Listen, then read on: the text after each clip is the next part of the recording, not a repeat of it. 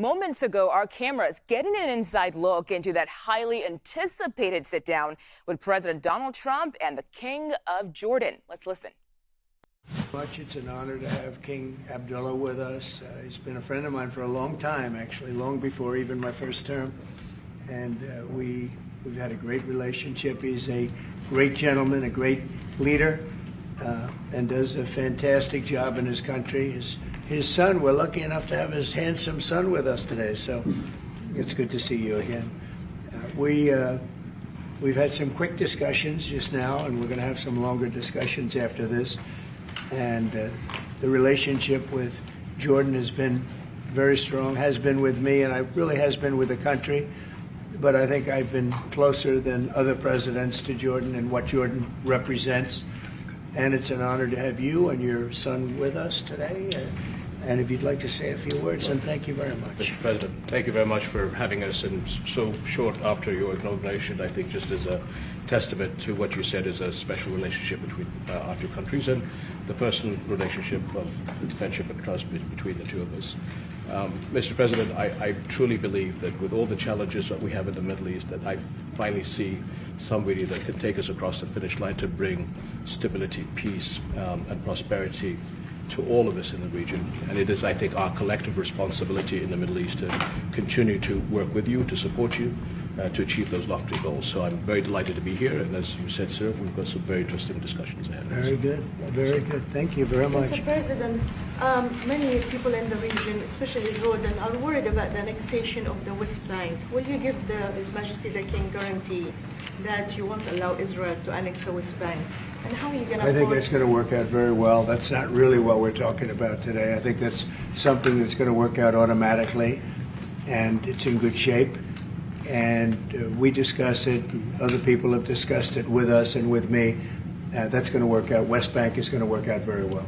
Mr. President, why should the king take in the Palestinian people? He's made clear he doesn't want to. Well, I don't know, but he may have just something to say because we discussed just briefly. I think maybe you want to say it now, or? Well, Mr. President, I think we have to keep in mind that there is a plan from Egypt and the Arab countries. We're being invited by Mohammed bin Salman to discussions in Riyadh. I think the point is how do we make this work in a way that is good for everybody? Right. Obviously, we have to look at the best interests of the United States, of the people in the region, especially to my people of Jordan. And we're going to have some interesting discussions today. I think one of the things that we can do right away is take 2,000 children that are either cancer children or in a very ill state to Jordan as quickly as possible, and then wait for, I think, the Egyptians to present their plan on how we can work with the president to work on the Gaza challenges. So I want to tell you, excuse me, wait, just please. I didn't know that, what you just said, 2,000 children with cancer or other problems, and that's really a beautiful gesture. That's really good, and we appreciate it. And we'll be working on the rest with Egypt. I think you're going to see some great progress. I think with Jordan, you're going to see some great progress. 3 of us, and we'll have some others helping, and we're going to have some others at a very high level helping, and the whole thing will come. It's not a complex thing to do. And with the United States being in control of that piece of land, a fairly large piece of land, you're going to have stability in the Middle East for the first time. And the Palestinians, or the people that live now in Gaza, will be living beautifully in another location. They're going to be living safely. They're not going to be killed, murdered, and having to leave every 10 years, because I've been watching this for so many years. It's nothing but trouble. Everyone's being killed. They're being robbed. It's like living in hell. And they're going to end up having a great home, great families that don't have to get mugged and killed and beaten up and harassed by Hamas and everybody else. And I know we'll be able to work something. And what you just said about the 2,000 is fantastic. It's so beautiful. It's music to my ears. But we're going to be able to work something, and I know we'll be able to work something also with I believe, not 100%, but 99%. We're going to work out something with Egypt. But Mr. President, during your election campaign, Mr. President, how is the U.S. going to own Gaza? Your White House has made clear taxpayer dollars won't be used for this. So No, what we money won't are you need going it. to use No, to no. buy We're Gaza? not going to buy anything. We're going to have it, and we're going to keep it, and we're going to make sure that there's going to be peace, and there's not going to be any problem, and nobody's going to question it, and we're going to run it very properly, and eventually we'll have economic development at a very large scale, maybe the largest scale on that site, and we'll have lots of good things built there, including hotels and office buildings and housing and other things, and we'll make that site into what it should be. And the people from Gaza who wouldn't be able to be there for years, because you're talking about just to get it and prepare it and to take care of all of the problems that currently it has, as you know, tunnels, and people are in those tunnels, and you have some good people and some bad people, and you may have hostages right now. You know, you have the hostages possibly there. They don't know where they are. And, you know, I have a Saturday deadline, and I don't think they're going to make the deadline personally. I think they want to play tough guy, but we'll see how tough they are. But it's going to be a wonderful thing. It's going to be wonderful for the Middle East. I think it'll turn the Middle East. I think you're going to have peace in the Middle East. You're going to eventually have peace in the Middle East. Couldn't this deadline risk undermining the talks that you're having with the King today, and risk the kind of wider peace that you're trying to? Because we're not talking about a big situation. We're talking about something that can go very quickly. It's going to go quickly. It's not going to take a long time, okay? That's not going to take a long time. You know bullies? You know what a bully is, right? You know the bully, I've always, and I found it throughout my life, a bully is the weakest person. And they're bullies. Hamas is bullies. The weakest people are bullies. You know that, right? All right, go ahead. Mr. President, you were saying that Palestinians will live somewhere else safe. Where exactly do you want them to live? Well, it's not where I want them to live. It's going to be where we ultimately choose as a group. And I believe we'll have a parcel of land in Jordan. I believe we'll have a parcel of land in Egypt. We may have someplace else, but I think when we finish our talks, we'll have a place where they're going to live very happily and very safely. And, you know, don't forget, they only want to be on the Gaza Strip because they don't know anything else. They've never had an alternative. And they don't want to be on the Gaza Strip, but they have no choice. They have to be. And they're being killed there at levels that nobody's ever seen. No place in the world is as dangerous as the Gaza Strip. They don't want to be there. They have no alternative. When they have an alternative, not one person will want to stay where they are. Nobody wants to stay there. They're living in hell. It's a death trap. Mr. President, how do you know that the Palestinians don't want to leave their land? Some people say this is ethnic cleansing. You won't be able to force them to leave their land. They stay We're moving there. them to a beautiful location where they have new homes, where they can live safely, where they'll have doctors and medical and all of those things. And I think it's going to be great. Yeah, any questions? King Abdullah, what do you think about the U.S. taking over the Gaza Strip? Do you want to see the U.S. own the Gaza Strip?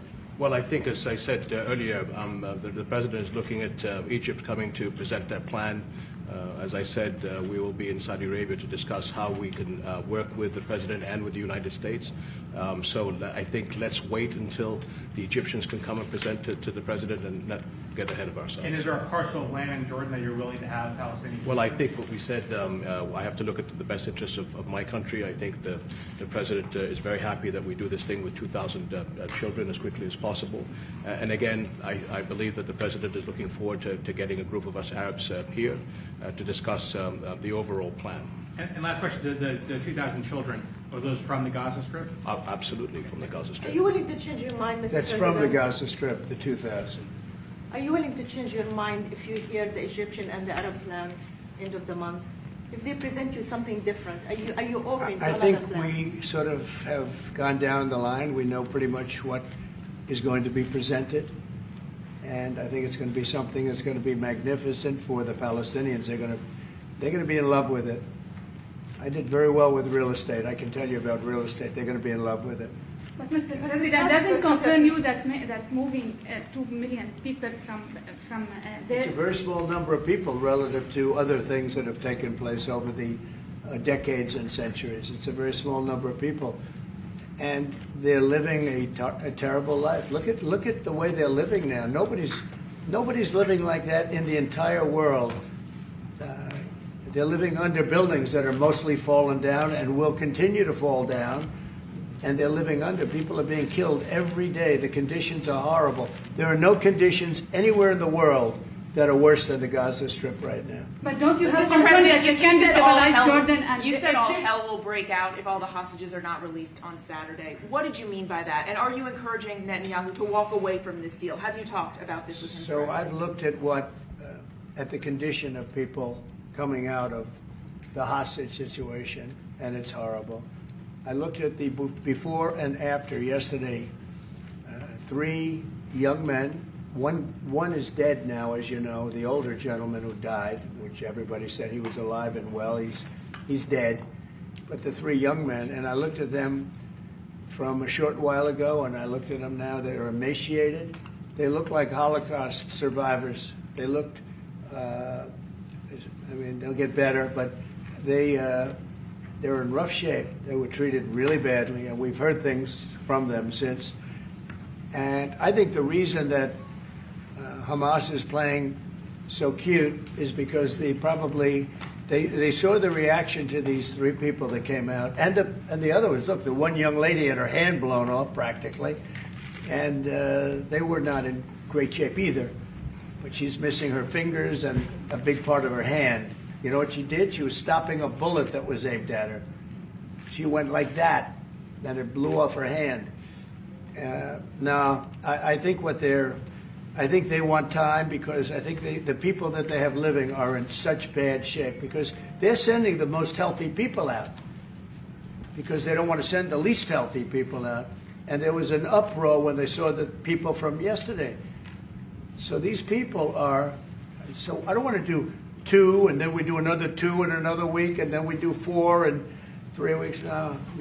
They either have them out by Saturday at 12 o'clock or all bets are off. Mr. President, Mr. President, would you still consider withholding aid to those countries if they don't accept your plans to accept? Well, I don't want to say that because we've had such a good relationship and we're doing so well just in the short time that we've been talking. I mean, the king just made a statement. I didn't ask him to do that, about literally saving 2,000 young children from the Gaza Strip. We didn't know about that. You didn't know about that. Nobody did except for the king and his son. I assume you told your son, right? And I just thought it was great. No, I think we'll do something. I don't have to threaten with money. We contribute a lot of money to Jordan and to Egypt, by the way, a lot, to both. But I don't have to threaten that. I think we're above that. I do believe we're above that. So. Would you consider other countries, not Jordan and Egypt? There was talks about Indonesia, Albania, other places. Yeah, sure, we would. And we have other countries that want to get involved. We have a lot of people that want to get involved. There's a great sense of wanting to help the Palestinians. There's a lot of good countries out there, people that rule those countries with big hearts, and this gentleman is at the top of the list. And if they don't want to leave, how are you going to force them, Mr. President? Oh, they're going to be great. They're going to be very happy. Can you Your give us a Majesty, sense, Your Mr. Majesty, President, should we may I- expect that the may I Jordanian ask- response would be part of a coordinated Arab response? The response will be from a multitude of countries, Arab, international. I know the Europeans want to step in. And again, we'll probably have to look to the help of the United States to make sure that COGAT, which is the clearing agency on the Israeli side, makes this as efficient as possible, because 2,000 kids, the best way to get to them is by helicopters and get them straight to our institutions. And I also believe that quite a few countries would also probably like to take some of those kids and have them treated in their hospitals. So we hope to launch this ASAP. Yes, and that's right. This should have been done by the Biden administration, but, you know, they didn't do anything. They didn't know what the hell they were doing. So this should have been done by the Biden administration. This should have never happened, because October 7th would have never happened if I were president. Zero chance of happening. You wouldn't have had that whole mess where the Middle East got blown up, and you wouldn't have had Ukraine and Russia fighting. That would have never happened. And by the way, we're making good progress there, I think. I really think we're making some very good progress. Mr. President, you said before that the U.S. would buy Gaza, and today you just said we're not going to buy Gaza. We're not going to have to buy. We're going to have Gaza. We don't have to buy. There's nothing to buy. We will have Gaza. What does that mean? No reason to buy. There is nothing to buy. It's Gaza. It's a war-torn area. We're going to take it. We're going to hold it. We're going to cherish it. We're going to get it going eventually, where a lot of jobs are going to be created for the people in the Middle East. It's going to be for the people in the Middle East. But I think it can be a diamond. It can be an absolute tremendous asset for the Middle East. And you're going to have peace. It's going to bring peace in the Middle East. Gaza, the way it is right now, every 10 years you're going to have the same thing happening. I've watched it so long, all the death and destruction of Gaza. The civilization's been wiped out in Gaza. No, it's going to be a tremendous thing. It's fronting on the sea. It's going to be a great economic development job. It's going to put people to work, a lot of people to work.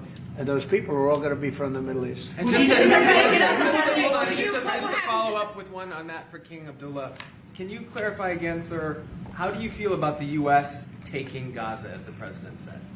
Well, again, this is something that we, as Arabs, will be coming to the United States with something that we're going to talk about later to discuss all these options.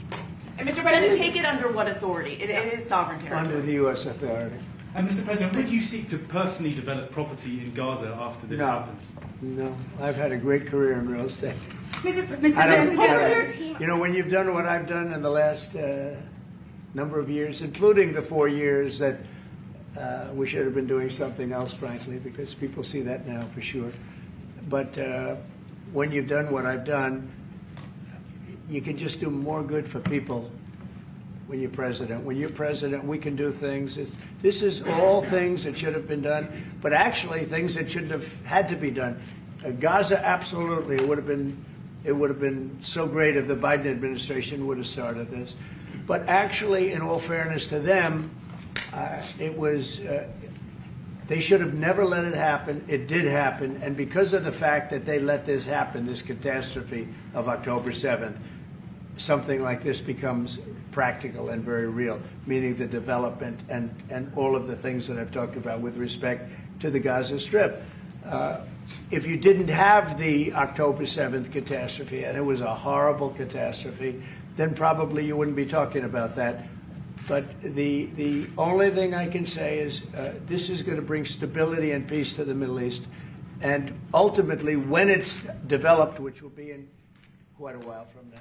You were just watching and hearing from President Donald Trump answering questions at the White House, along with the King of Jordan, his name being Abdullah. We want to bring Reed in here real quick, but I also want to talk about a big headline that came out of that, and that is this idea coming from King Abdullah agreeing to take in 2,000 children from Gaza who will then live in Jordan. But a lot of questions about how this will work. He also mentioned, by the way, waiting to hear what Egypt has to bring into the table here with this plan to move Palestinians out of Gaza so the United States can take over. Will be fascinating to see what Arab nations have to say about this, not the least of which, and you just heard that, Egypt, of course, 2,000 children, which will be offered a pathway into Jordan.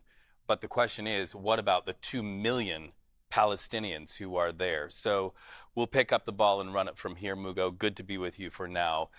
We just heard the president answer that question about what authority America has to take control of Gaza, and he answered under U.S. authority. So let's go live to CBS News senior White House correspondent Weijia Jiang. Weijia, you just listened to the same thing that I just listened into, and I just want to quote what he said for our viewers who may not have picked it up. We don't have to buy, we're going to have it. We're going to take it. Then the question was asked of the president, by what authority? And he said, under U.S. authority. This is something we have not heard from a sitting U.S. president I can think of in recent history or ever. Reed, it's definitely unprecedented, this entire plan to overtake Gaza, and his reasoning for why he thinks he can do it, which is not true. Gaza is a sovereign territory. The U.S. cannot just go around the world and take control of areas that it wishes to.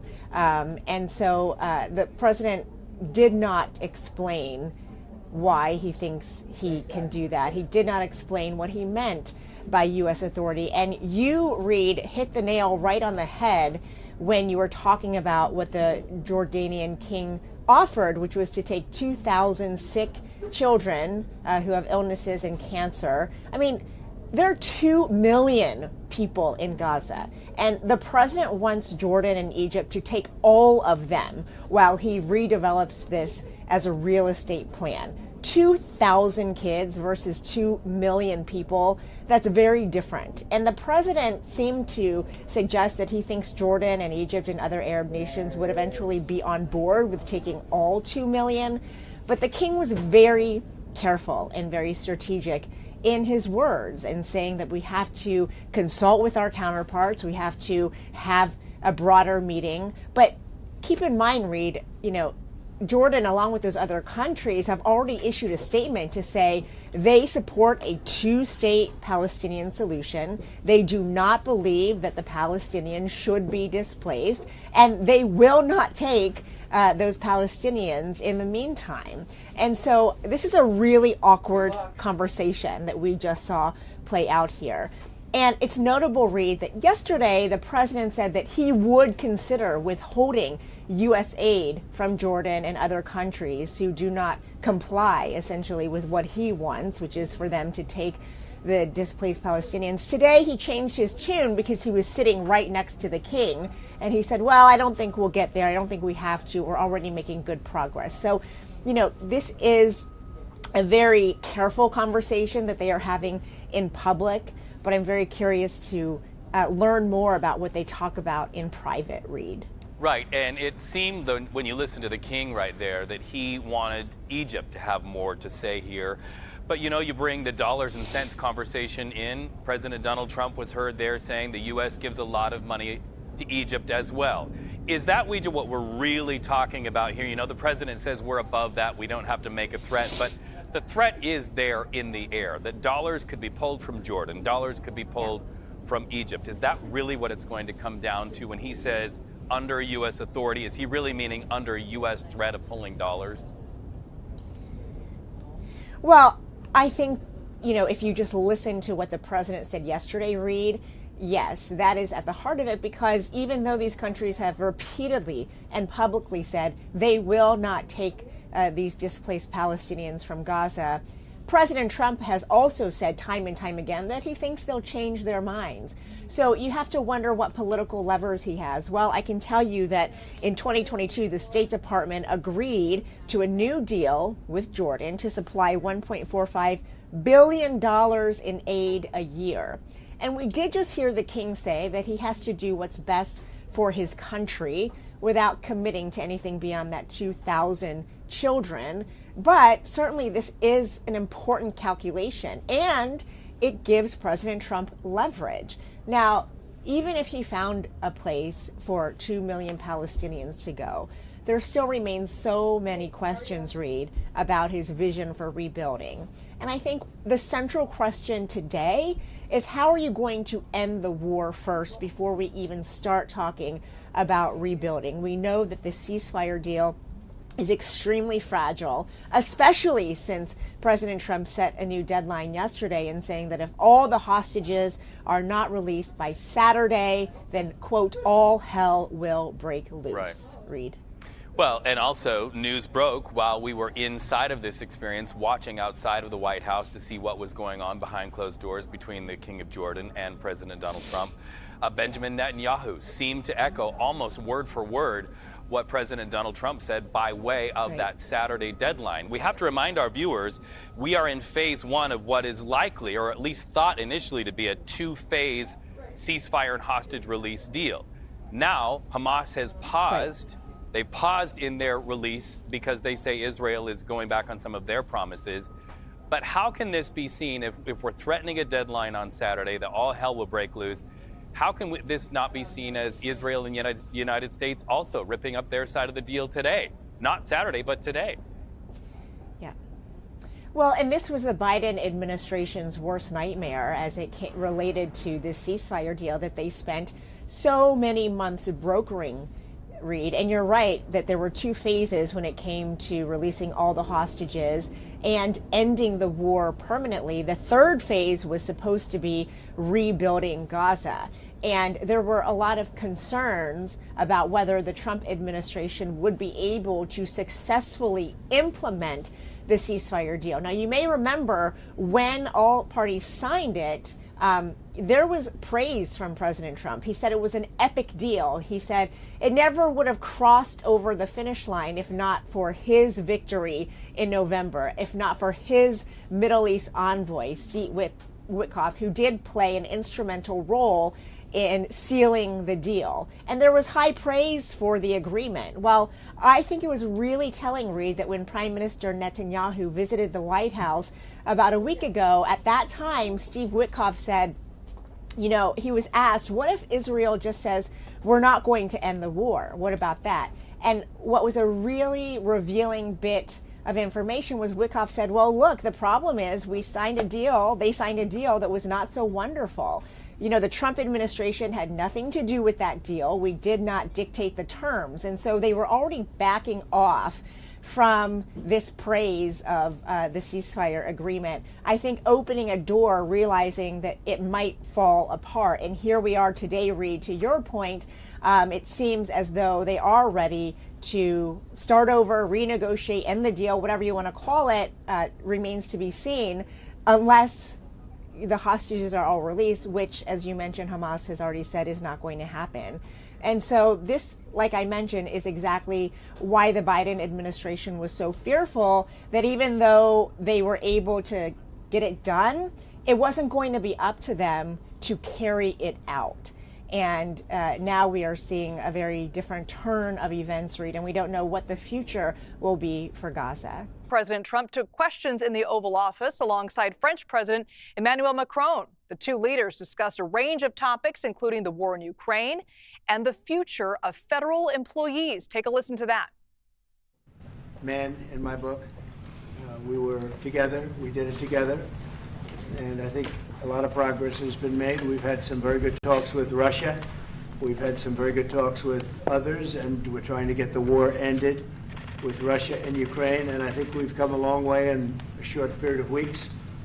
And the president's been very helpful also.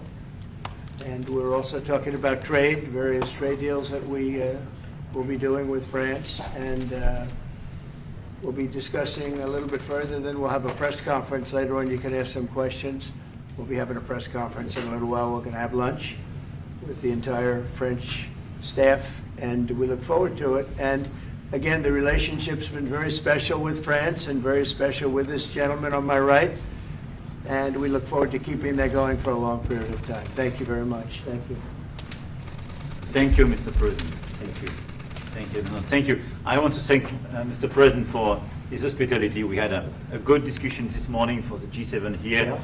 And for the third year of this war in Ukraine, and I think our common objective clearly is to build peace and a solid and long-standing peace. And this is what we will discuss, obviously, because I have great respect for the bravery and the resistance of Ukrainian people. And we do share the objective of peace, but we are very aware of the necessity to have guarantees and a solid peace in order to stabilize the situation. I'm here as a friend because through centuries we've been friends, and we are personal friends, as you mentioned it, because we work very well together. And I think the US and France always stands on the same side, the right side, I would say, of history. Mm-hmm. And this is exactly what's at stake today.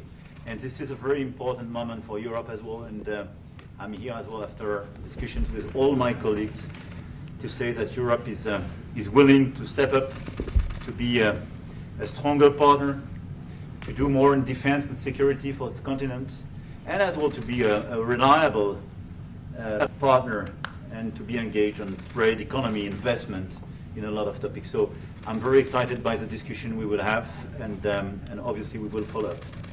And I want to thank you again, Mr. President, for your presence for Notre-Dame de Paris. It meant a lot for French people, and I want to thank you for that.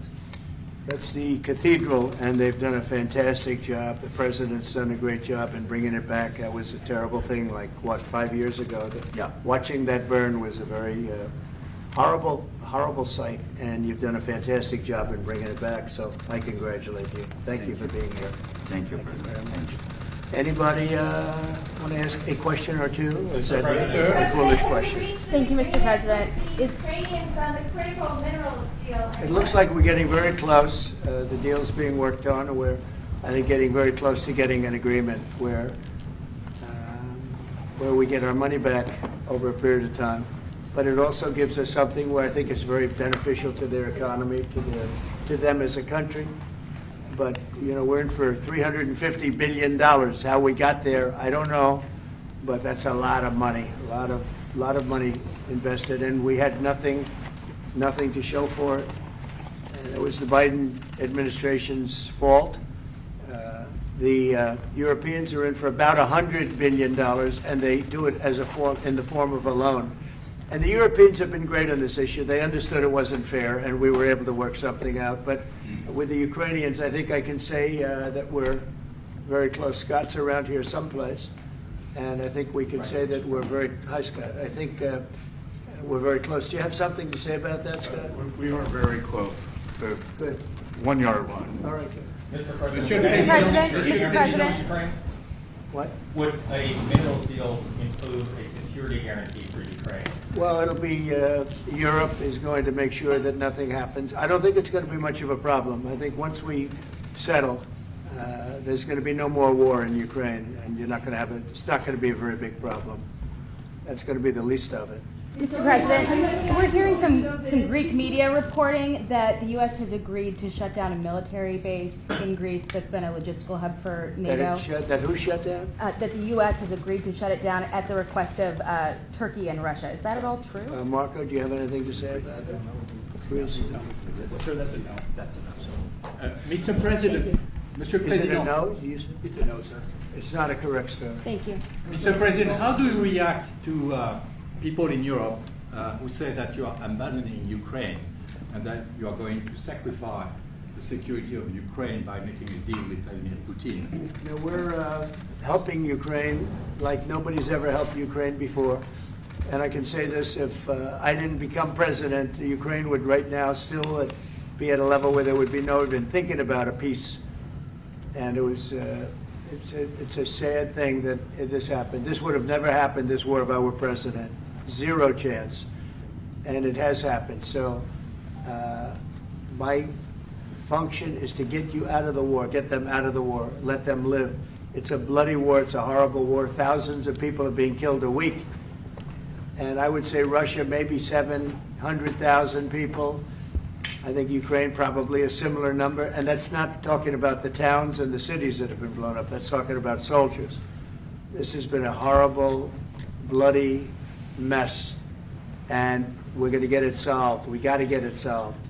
And you know, we're not talking about America's soldiers, soldiers from this country. We're talking about Russia and Ukraine. But on a humanitarian basis, we have to get this very, very bloody, savage problem solved. And I will say this also, it could lead to World War III if it's not solved. You know, there'll be a point at which it's not going to stop at those two countries. Already there's such involvement from other countries. And it could really lead to a very big war, World War III, and we're not going to let that happen either. Would you support the idea to send European troops in Ukraine to back the ceasefire? European troops may go into Ukraine as peacemakers. So when the agreement is done, they can watch that everything's followed properly. I don't think that's going to be a problem. And a lot of the European countries, I think, I don't want to speak for France, but I know that the presidents talked about doing that also. I think that'll be a very good day when we can go in as peacekeepers as opposed to what's going on right now with everybody being killed. Will they have U.S. backing, those troops going into Ukraine? Will they have U.S. backing from U.S. troops?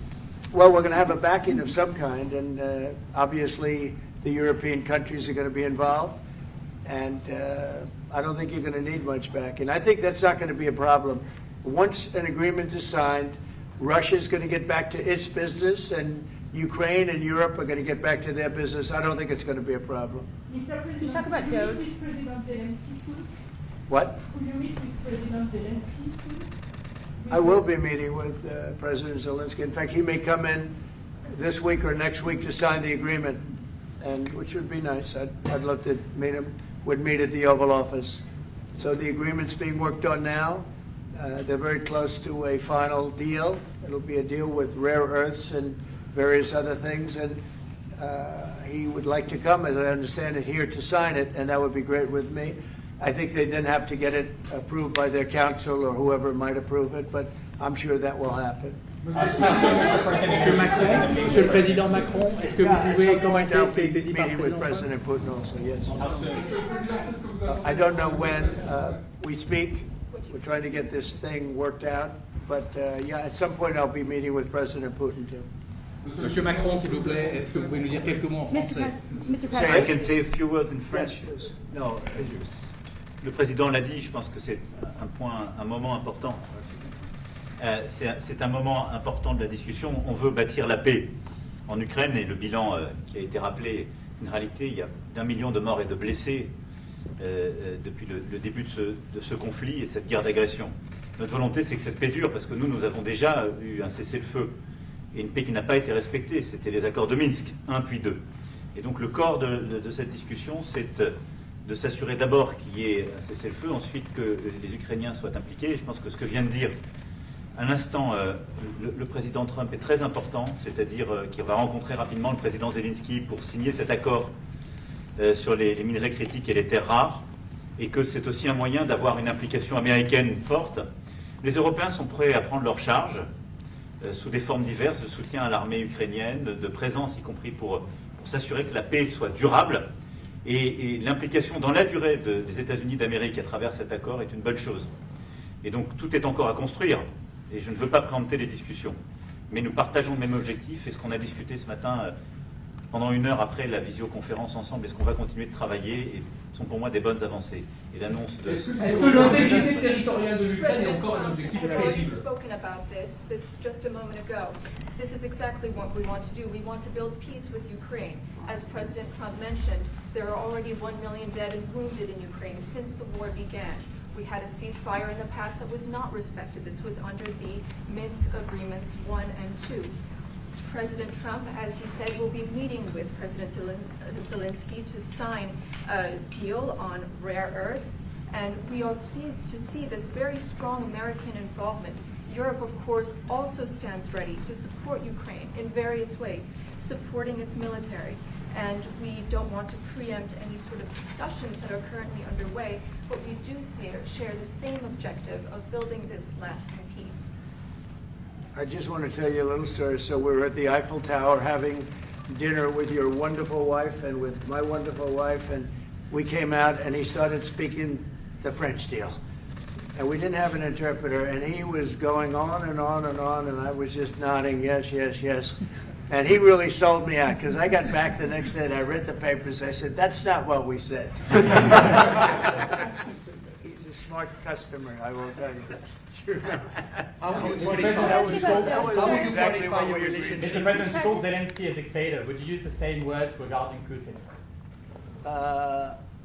I don't use those words lightly. I think that we're going to see how it all works out. Let's see what happens.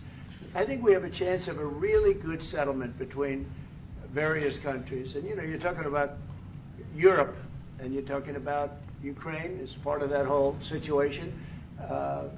The other side has a lot of support also.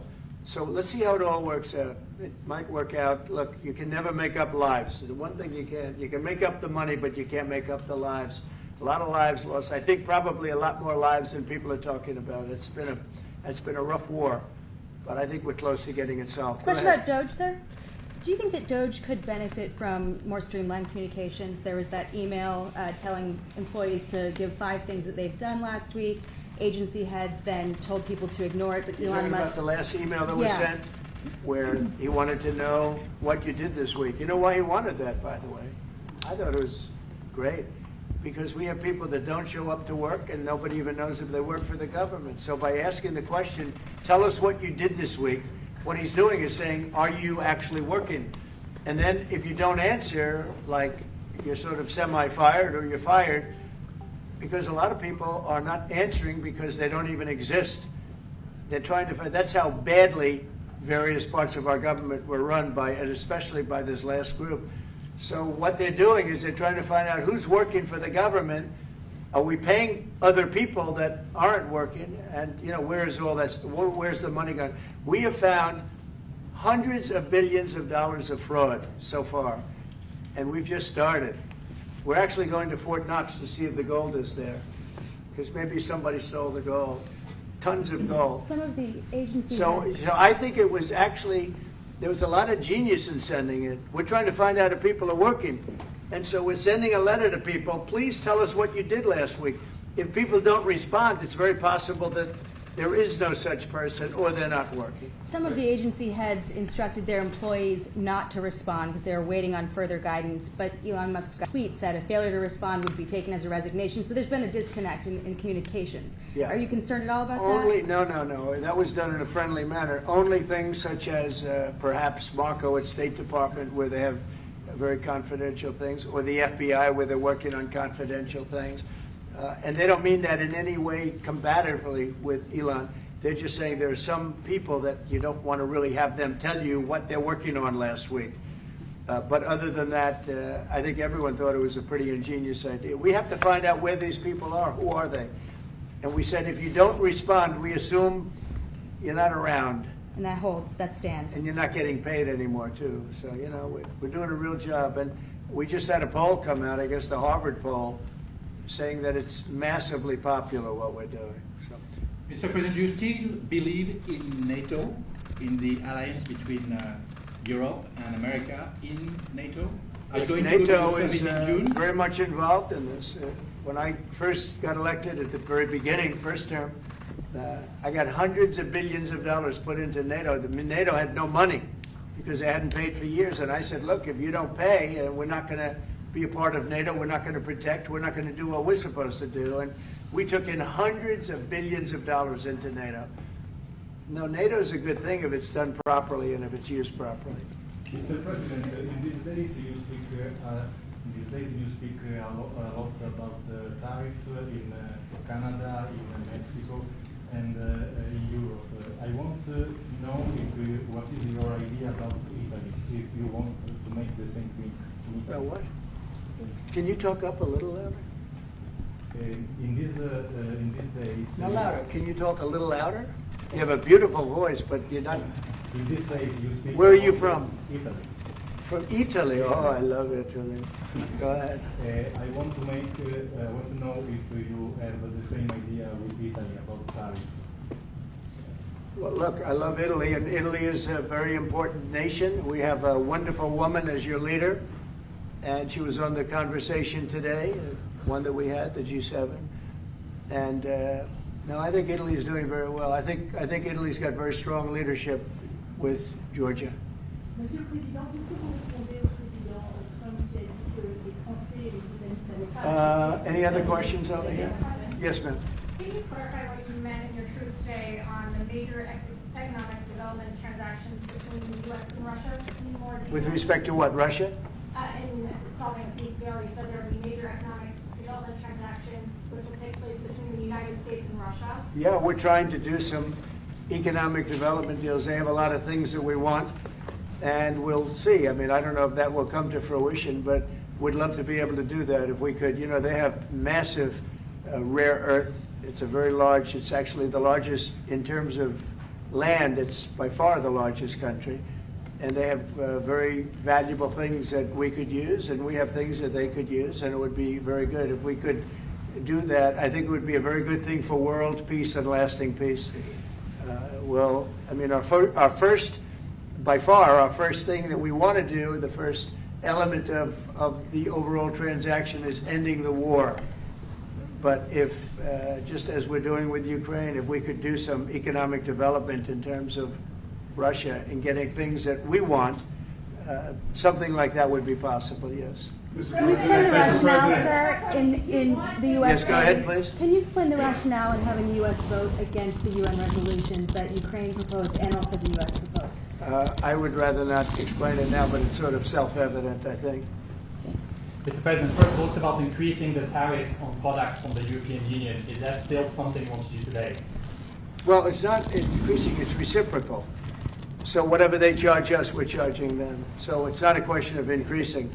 If they charge us 20%, we charge them 20%. If they charge us 30 or 40%, then we do that too. So that would be on European Union, but that really would be with respect to everything. It's reciprocity. So reciprocal. Whatever they charge us, we charge them. Nobody has a problem. Even you, I see you don't have a problem anymore, right? Mr. President, are you thinking of going to Moscow soon, maybe in May for the 9th of May for the anniversary? I mean, not soon, but I would be certainly, if this all gets settled out, which I think it will, sure, I would go there. On the 9th of May? And you'd come here too. On the 9th of May on the Red Square? I don't know the 9th of May, no, I don't. I think that's pretty soon. But no, at the appropriate time, I would go to Moscow. Monsieur le Président, est-ce que l'envoi de troupes françaises ou européennes est envisagé en Ukraine? Within weeks. Yeah. I think so, right? Don't you think so? I'd like to have you. I think we could end it within weeks if we're smart. If we're not smart, it'll keep going, and we'll keep losing young, beautiful people that shouldn't be dying. And we don't want that. And remember what I said, this could escalate into a third world war. And we don't want that either.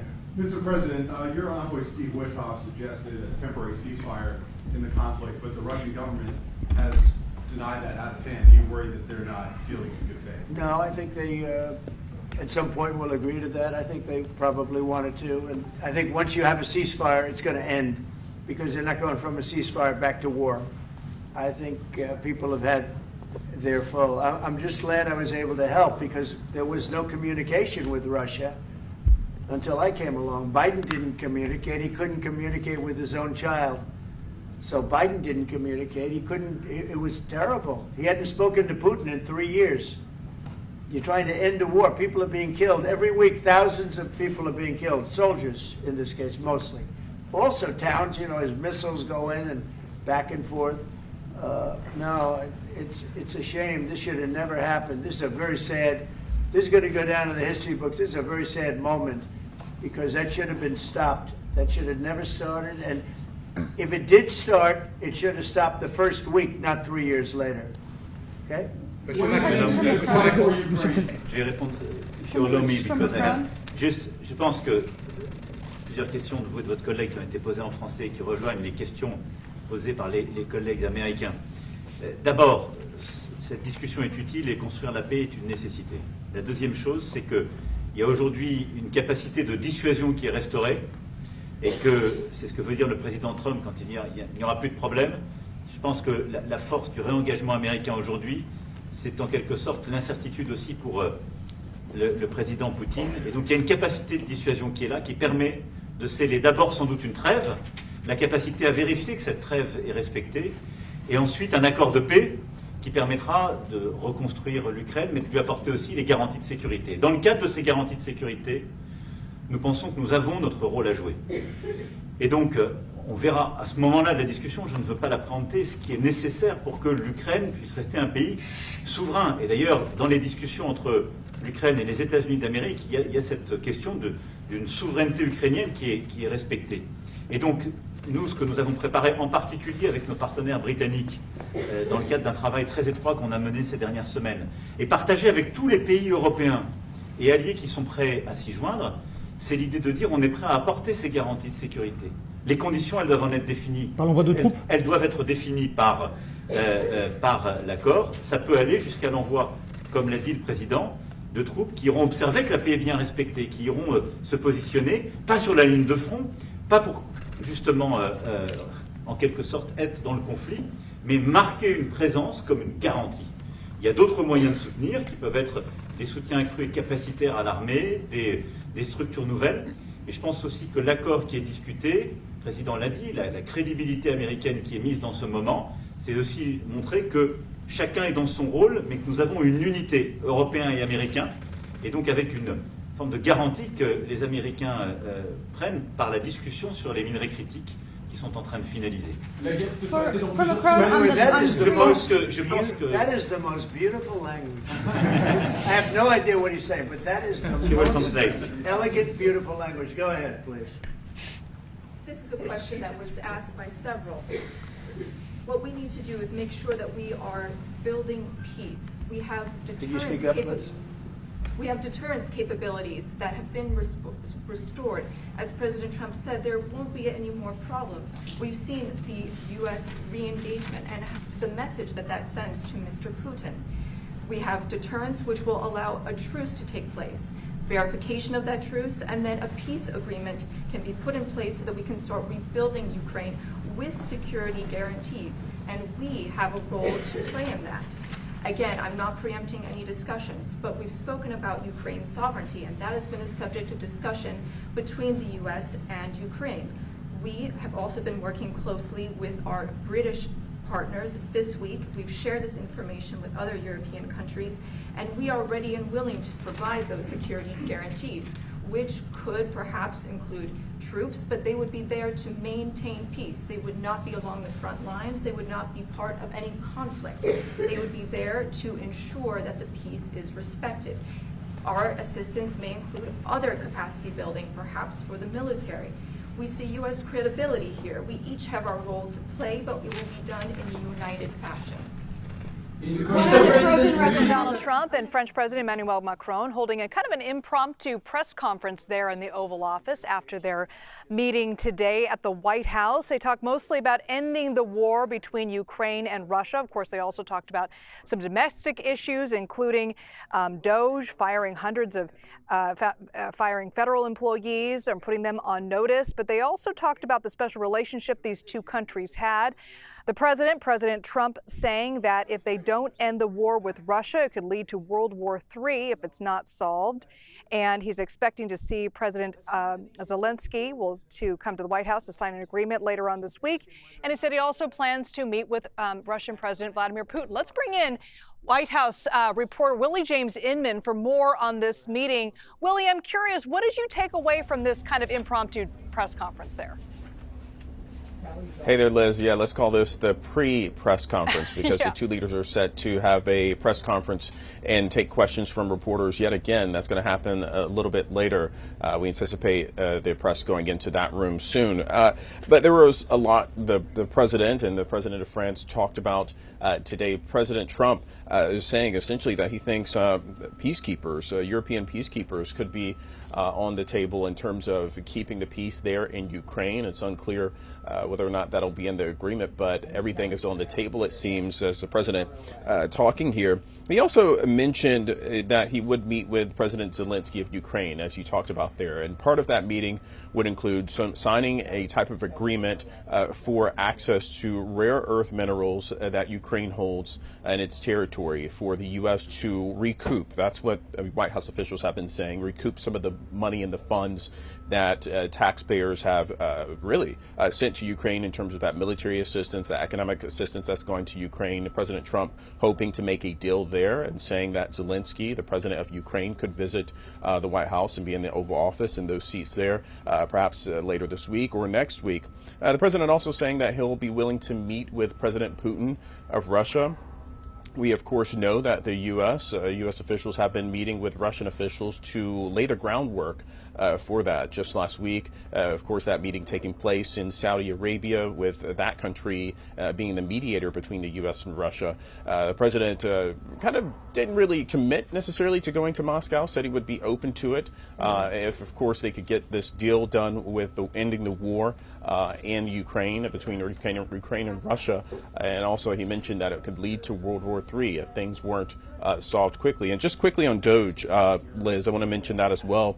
The president called it a genius idea, this email that was really spearheaded by billionaire Elon Musk, who's essentially the leader of DOJ. The White House says that he is not the leader of DOJ, but I'll note that Musk sent out a tweet saying that federal employees would be receiving an email asking them to explain what they've done over the past week, and if they didn't respond, that would be taken as a resignation. The president going on to explain that, saying that a lot of people aren't answering because they don't exist, and saying that DOJ has found hundreds of billions and fraud. And he said that essentially it was a genius idea for sending this email out to federal employees that has really caused a lot of confusion and within the ranks of the federal government, because you have some agencies like the FBI, the State Department, Department of Justice, and others telling their employees not to respond to this email, perhaps likely because some of the jobs that people do within the federal government contain classified or sensitive information. But nonetheless, the president saying this was a genius idea to send this out. And this, of course, comes as the president works to rapidly downsize the federal workforce and cut spending lists. Okay, we're going to go live to a press conference now with Donald Trump. He's meeting with the Prime Minister of the UK, Keir Starmer. Let's go to that now. And it is my pleasure to bring from His Majesty the King a letter. He sends his best wishes and his regards, of course, but he also asked me to bear this letter and bring it to you. So can I present the letter from the King to Thank you very much. Am I supposed to read it right now? Yeah, please do. I will do. I've got to tell him what your reaction is, so I need to know. I need to know. He is a great gentleman. A great, great gentleman.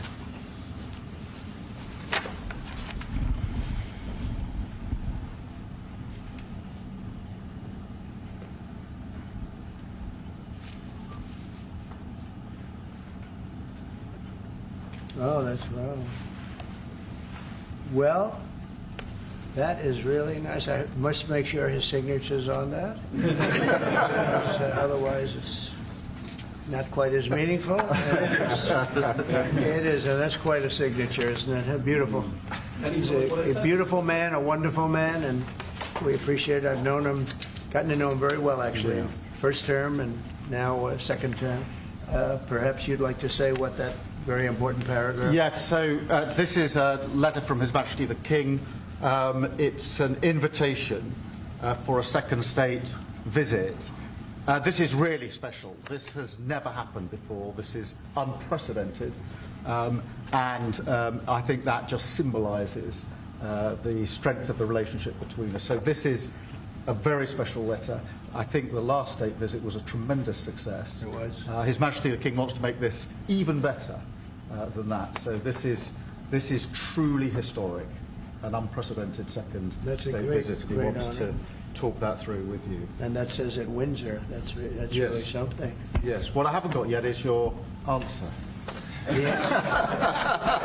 I do need to. The answer is yes. On behalf of our wonderful First Lady, Melania, and myself, the answer is yes, and we look forward to being there and honoring the King and honoring really your country. Your country is a fantastic country, and it'll be our honor to be there. Thank you very much. Well, thank you very much, Mr. President. I shall happily take that back to His Majesty. It's beautiful.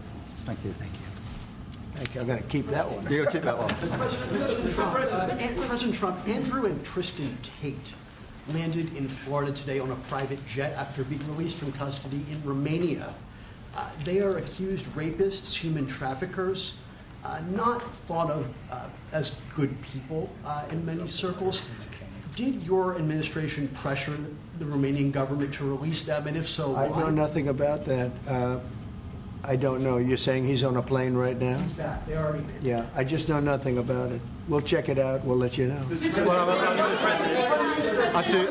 Look, obviously this involves, there's an English element here, so obviously it's important that justice is done, and human trafficking is obviously, to my mind, a security risk, and so we'll catch up with the story in due course. You're aware? Are you aware? I didn't know anything about it. Yeah. Mr. President, veterans make up 30% of the federal workforce. Are you tracking how many veterans have been fired so far? Yes, we are.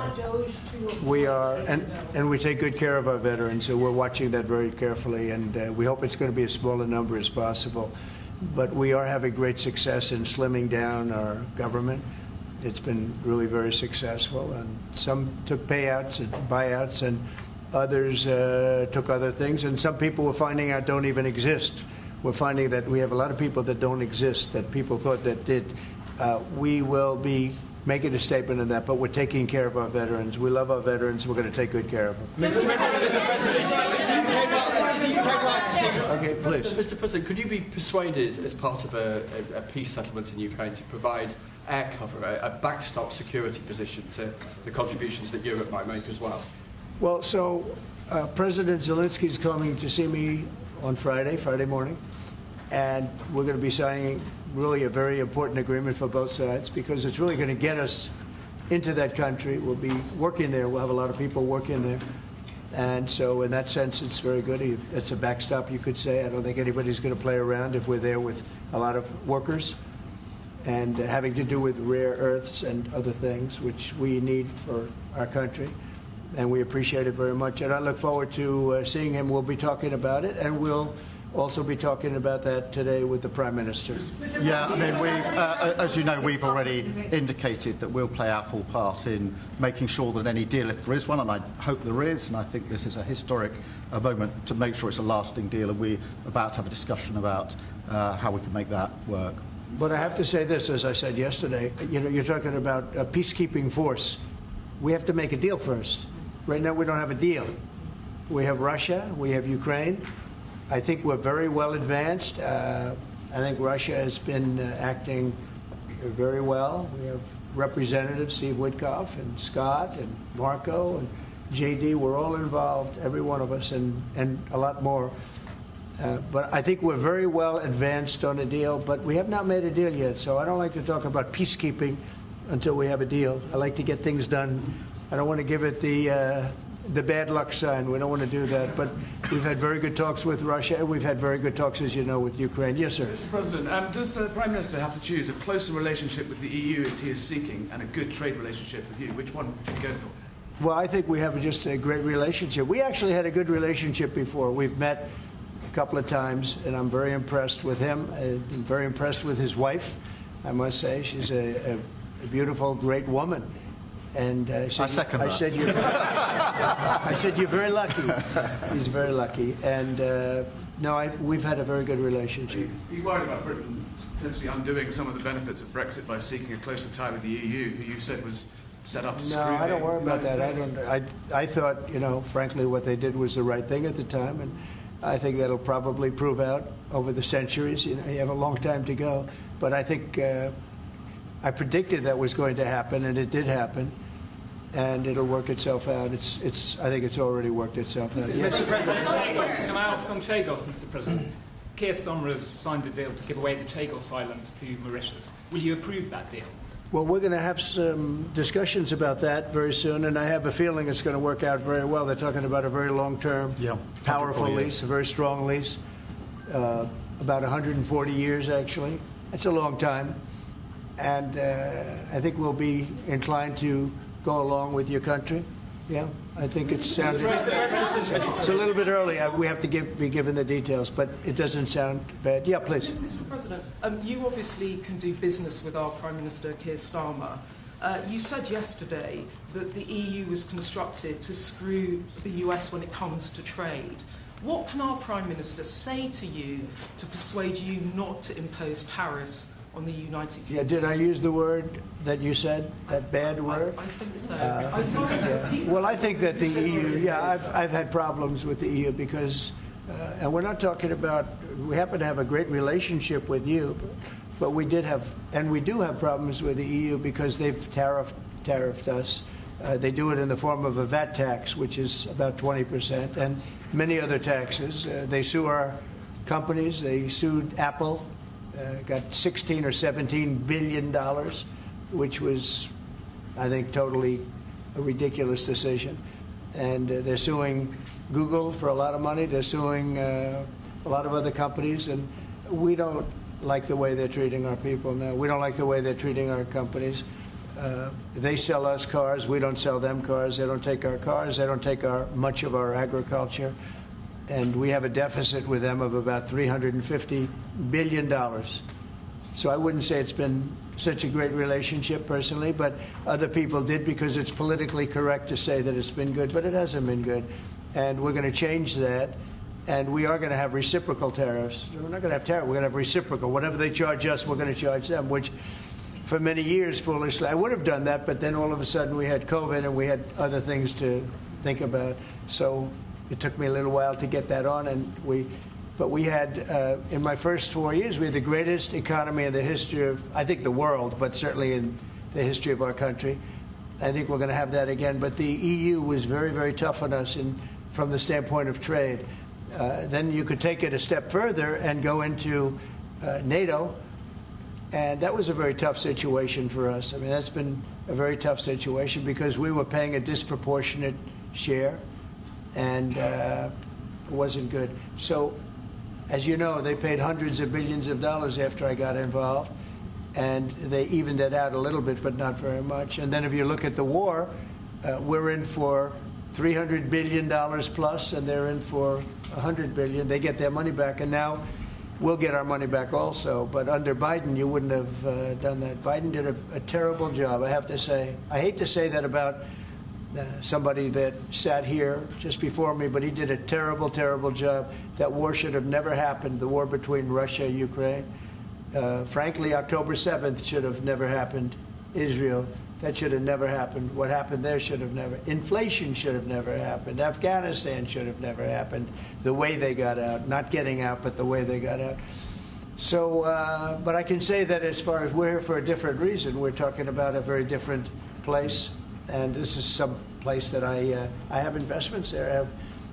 I own Turnberry, I own Aberdeen, and I own a great place called Doonbeg in Ireland. So, you know, I have a great warm spot for your country. And our trade, obviously, is fair and balanced, and in fact, you've got a bit of a surplus, so we're in a different position there. And obviously, we've contributed hugely in relation to Ukraine, and taken together with Europe, there's about 50% It'll of what's work, gone in. It'll work. It's going to work. Thank you. So does that mean there won't be any sanctions on the UK then? Well, I have to take a look. I mean, we're going to have a good discussion today, and we have some very talented people on the other side, and we have some people that probably aren't as talented as them, but they're pretty good. Marco, what do you think? Our people are pretty good. And no, we're going to have a good discussion, and we'll be talking about that. Mr. President, I just wanted to ask, Mr. Starmer, the Prime Minister has said that he believes that Vladimir Putin would be at risk of invading Ukraine again without a sufficient backstop. Do you think that Vladimir Putin would be likely to invade again in the event of a peace deal? I don't think so. I think when we have a deal, it's going to be the deal. I don't think if I didn't win the election, I don't think we'd be even talking to Putin right now or anybody else. I think it would just, you know, I don't know if you're looking at the stats, but thousands of people are being killed a week, soldiers mostly, because the towns have been destroyed. But thousands of soldiers. This was a very bad week, by the way. I get the stats. Terrible numbers. And you're talking about a human life. Number one, I want to see that. And it doesn't involve American soldiers, but it's Russian and Ukrainian soldiers. And we are going to continue to follow the developments out of the White House now with President Trump meeting there with Keir Starmer, that bilateral press conference there. A couple of the highlights to remember: that King Charles extended an invitation to President Trump to visit him in the UK. And this is, according to Prime Minister Starmer, unprecedented. And President Trump accepted that invitation. Also, when asked about Andrew and Tristan Tate, the brothers just arriving in Florida from Romania, facing charges for rape and sex trafficking, he said he knew nothing about it. When asked about Ukraine, he said there is no talk about peacekeeping until there is a deal. He's expected to meet with President Zelenskyy tomorrow at the White House. This is a CBS News special report. Good afternoon. I'm Maurice Dubois. President Trump and Ukrainian President Zelenskyy are meeting at the White House, and moments ago, the two and Vice President J.D. Vance had an extraordinarily tense moment in the Oval Office. What kind of diplomacy, JD, you are speaking about? What do you mean?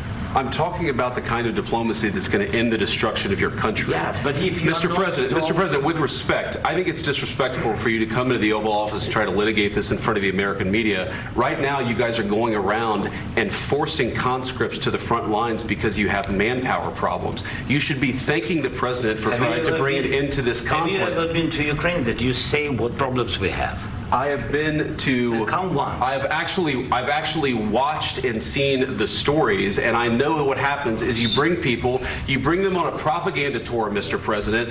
Do you disagree that you've had problems bringing people into your military? And do you think that it's respectful to come to the Oval Office of the United States of America and attack the administration that is trying to prevent the destruction of your country? A lot of questions. Let's start from the beginning. Sure. First of all, during the war, everybody has problems. Even you, but you have nice ocean and don't feel now, but you will feel it in the future. God bless. You don't know that. God bless. You don't God know bless. that. You will not have a war. Don't tell us what we're going to feel. We're trying to solve a problem. Don't tell us what we're going to feel. I'm not telling you. Because you're in no position to dictate that. That's exactly what you're doing. You're in no position to dictate what we're going to feel. We're going to feel very good. You will feel influence. We're going to feel very good and very strong. You will feel influence. You're right now not in a very good position. You've allowed yourself to be in a very bad position, and he happens to be right about it. From the very beginning of the war. You're not in a good position. You don't have the cards right now. With us, you start having cards. Right now, you don't. You're playing cards. You're playing cards. You're gambling with the lives of millions of people. You're gambling with World War III. You're gambling with World War III. And what you're doing is very disrespectful to the country, this country, that's backed you far more than a lot of people said they should have. Have you said thank you once? This entire meeting? No, in this entire meeting, have you said thank you? You went to Pennsylvania and campaigned for the opposition in October. Offer some words of appreciation for the United States of America and the president who's trying to save your country. Please, you think that if you will speak very loudly about the war, you can... He's not speaking loudly. He's not speaking loudly. Your country's in big trouble. Can I answer? Wait a minute. No, you've done a lot of talking. Your country is in big trouble. I know. You're not winning. You're not winning this. You have a damn good chance of coming out okay because of us. Mr. President, we are staying in our country, staying strong from the very beginning of the war. We've been alone, and we are thankful. I said thanks you haven't in been this alone. cabinet. You haven't been alone. In this cabinet. We gave you, through this stupid president, $350 billion. We gave you military equipment, and your men are brave, but they had to use our military. What about if you didn't have our military equipment, if you didn't have our military equipment, this war would have been over in 2 weeks. In 3 days. I heard it from Putin. In 3 days. This is something maybe new. Less. In 2 weeks. Of course, yes. It's going to be a very hard thing to do business like this. Again, I tell you. just say thank you. I said a lot of times to American people. Except that there are disagreements, and let's go litigate those disagreements rather than trying to fight it out in the American media when you're wrong. We know that you're wrong. But you see, I think it's good for the American people to see what's going on. I understand, sir. I think it's very important. That's why I kept this going so long. You have to be thankful.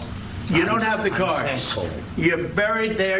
Your people are dying. You're running low on soldiers. Listen, you're running low on soldiers. It would be a damn good thing. And then you tell us, I don't want a ceasefire. I don't want a ceasefire. I want to go, and I want this. Look.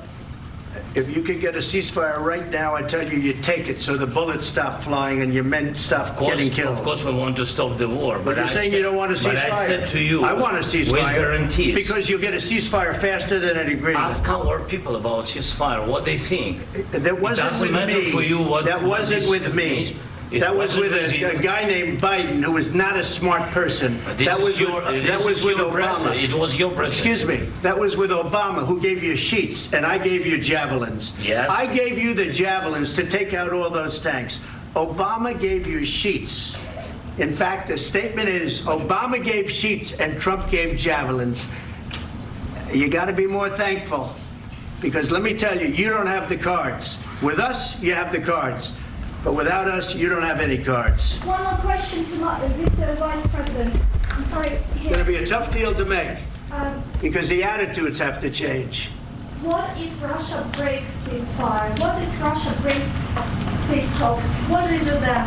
I understand that it's a heated conversation right now. What are you saying? She's asking, what if Russia breaks the ceasefire? Well, what if anything? What if a bomb drops on your head right now? Okay? What if they broke it? I don't know. They broke it with Biden, because Biden, they didn't respect him. They didn't respect Obama. They respect me. Let me tell you, Putin went through a hell of a lot with me. He went through a phony witch hunt where they used him and Russia. Russia. You ever hear of that deal? That was a phony Hunter Biden Joe Biden scam. Hillary Clinton, Shifty Adam Schiff. It was a Democrat scam. And he had to go through that. And he did go through it. We didn't end up in a war. And he went through it. He was accused of all that stuff. He had nothing to do with it. It came out of Hunter Biden's bathroom. It came out of Hunter Biden's bedroom. It was disgusting. And then they said, oh, the laptop from hell was made by Russia. The 51 agents. The whole thing was a scam. And he had to put up with that. He was being accused of all that stuff. All I can say is this. He might have broken deals with Obama and Bush, and he might have broken them with Biden. He did, maybe. Maybe he didn't. I don't know what happened. But he didn't break them with me. He wants to make a deal. I don't know if you can make a deal. The problem is, I've empowered you to be a tough guy. And I don't think you'd be a tough guy without the United States. And your people are very brave. But you're either going to make a deal or we're out. And if we're out, you'll fight it out. I don't think it's going to be pretty, but you'll fight it out. But you don't have the cards. But once we sign that deal, you're in a much better position. But you're not acting at all thankful. And that's not a nice thing. I'll be honest, that's not a nice thing. All right, I think we've seen enough. What do you think? Huh? This is going to be great television, I will say that. All right. We'll see what we can do about putting it together. Thanks. I need the back of this. Extraordinary moments there in the White House. Moments ago, Donald Trump meeting with Zelenskyy, President Zelenskyy of Ukraine. Vice President J.D. Vance there as well. It devolved quickly into a shouting match. Donald Trump saying things like, you're in no position to dictate the terms of what we're doing here. You're gambling with World War III. You don't have the cards. You got to be more thankful. And then he put a punctuation point on it here that you are just going to make a deal or we are out. With that, I want to bring in Face the Nation moderator and chief foreign affairs correspondent Margaret Brennan. Unbelievable moments there, Margaret. What did you make of what you just saw? Well, Maurice, that meeting went just about as poorly as it possibly could for Ukraine, which relies so heavily on U.S.-made weaponry, even if European allies are helping to supply it. It is U.S.-made weapons that the Ukrainians are relying on. The president repeatedly pointing back to that. A few things there that seem to have ignited this exchange in front of the camera. You know, it was J.D. Vance who jumped into the conversation, arguing that there is a path to peace through diplomacy. The thing that seemed to be the irritant was when President Zelenskyy pointed out that there had been repeated diplomatic deals with Vladimir Putin of Russia to stop the Ukraine invasion, but that was back after the 2014 partial invasion. And President Zelenskyy made that point, saying we have had ceasefires and Russia has violated them and just used it to rebuild and then go through with this full-scale invasion. He pointed out that that happened not just on President Obama's watch, but then on President Trump's. It was the so-called Minsk agreement that fell apart in 2019. Donald Trump was president of the United States at that point. So while you hear President Trump repeatedly say, Vladimir Putin hasn't broken deals on my watch, Zelenskyy was pointing out, actually, this did happen on your watch. President Trump also pushing at him, saying it was my first administration that provided Ukraine weapons, defensive weapons. That is an accurate statement. The Obama administration did not provide defensive weaponry to Ukraine after that 2014 invasion, afraid it would somehow provoke Vladimir Putin. It was Javelin missiles in 2017 that the United States did provide under Donald Trump to Ukraine. So there was this sort of rewriting of history going back and forth here. And it was J.D. Vance, the vice president, who jumped in, sort of defending Donald Trump and also saying to President Zelenskyy, you haven't been thankful enough. One other fact here that I want to go back to for the record, you heard President Trump say we gave $350 billion to Ukraine. According to the CBS confirmed unit totals of U.S. aid, that's not an accurate number. The U.S. government's Ukraine Oversight Group reported Congress has appropriated $183 billion for the broader Ukraine response. The bottom line here, though, is America is the chief weapons supplier ceasefire, helping Ukraine defend its democracy against Russia. And any further congressional support is going to be hard to get through and hard to get President Trump to sign off on unless he decides that Vladimir Putin isn't abiding by this as yet unagreed upon ceasefire and peace deal. President Trump said he's the one who can change the game.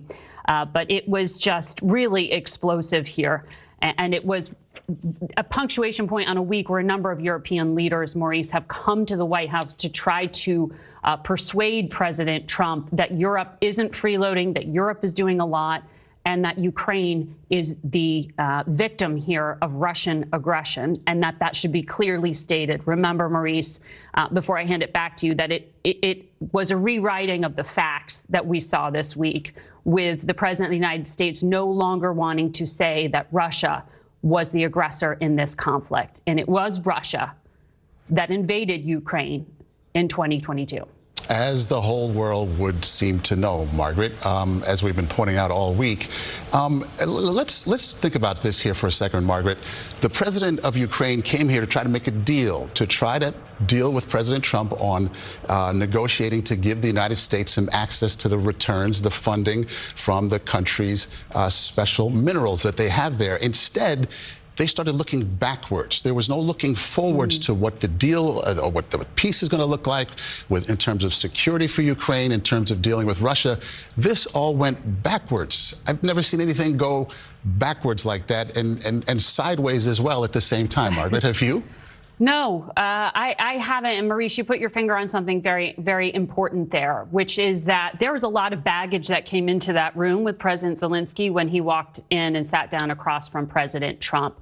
And President Trump went there. He went back and started. Actually, it was towards a reporter, the President of the United States started yelling, what if a bomb fell on your head, saying like basically anything can happen. But then he started talking about Russian election meddling. If you remember, in 2016, with the first election of Donald Trump to the presidency, there were extensive investigations run by Congress, run by the FBI, into the degree to which Russian disinformation efforts and meddling in the electoral process may have influenced the outcome. President Trump, whenever Russia comes up as a topic, often refers to it. He did it yesterday in the Oval Office yesterday, also sitting next to the UK Prime Minister, said when it comes to Vladimir Putin, he went through what he calls the Russian election hoax with me.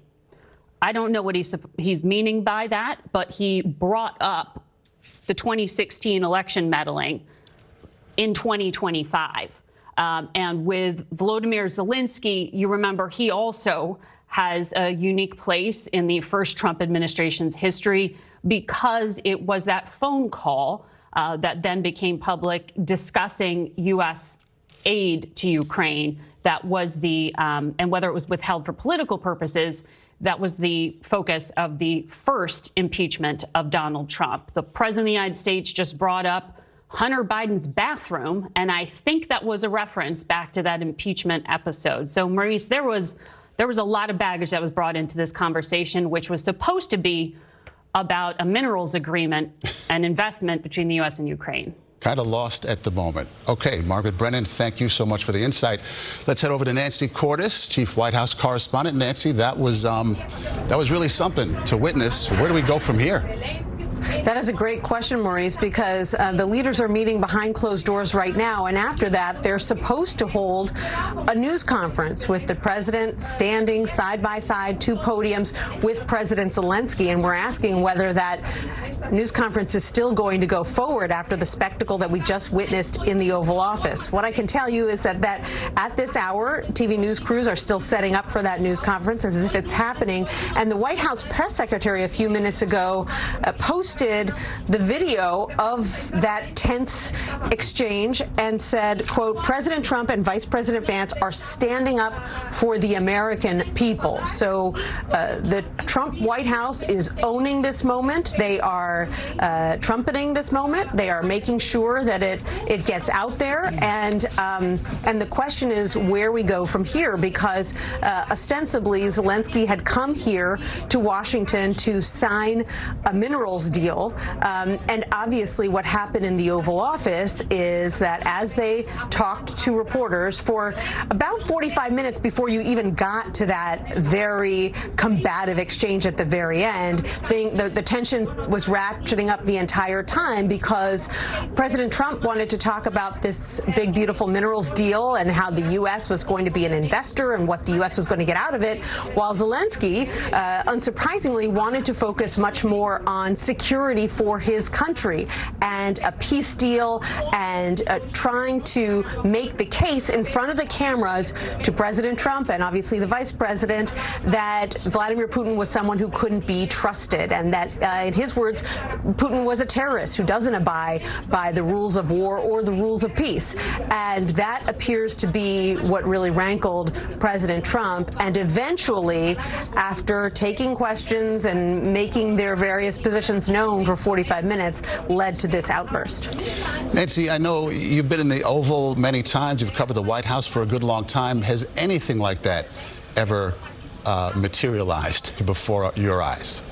Well, certainly not in the Biden years, Maurice, and part of that is because typically when President Biden and most presidents welcome a foreign leader into the Oval Office, a small group of reporters is allowed in, just like I was yesterday when Prime Minister Keir Starmer of the UK was visiting. We're allowed in, the two men are sitting in chairs, or the two leaders are sitting in chairs, just like you see there.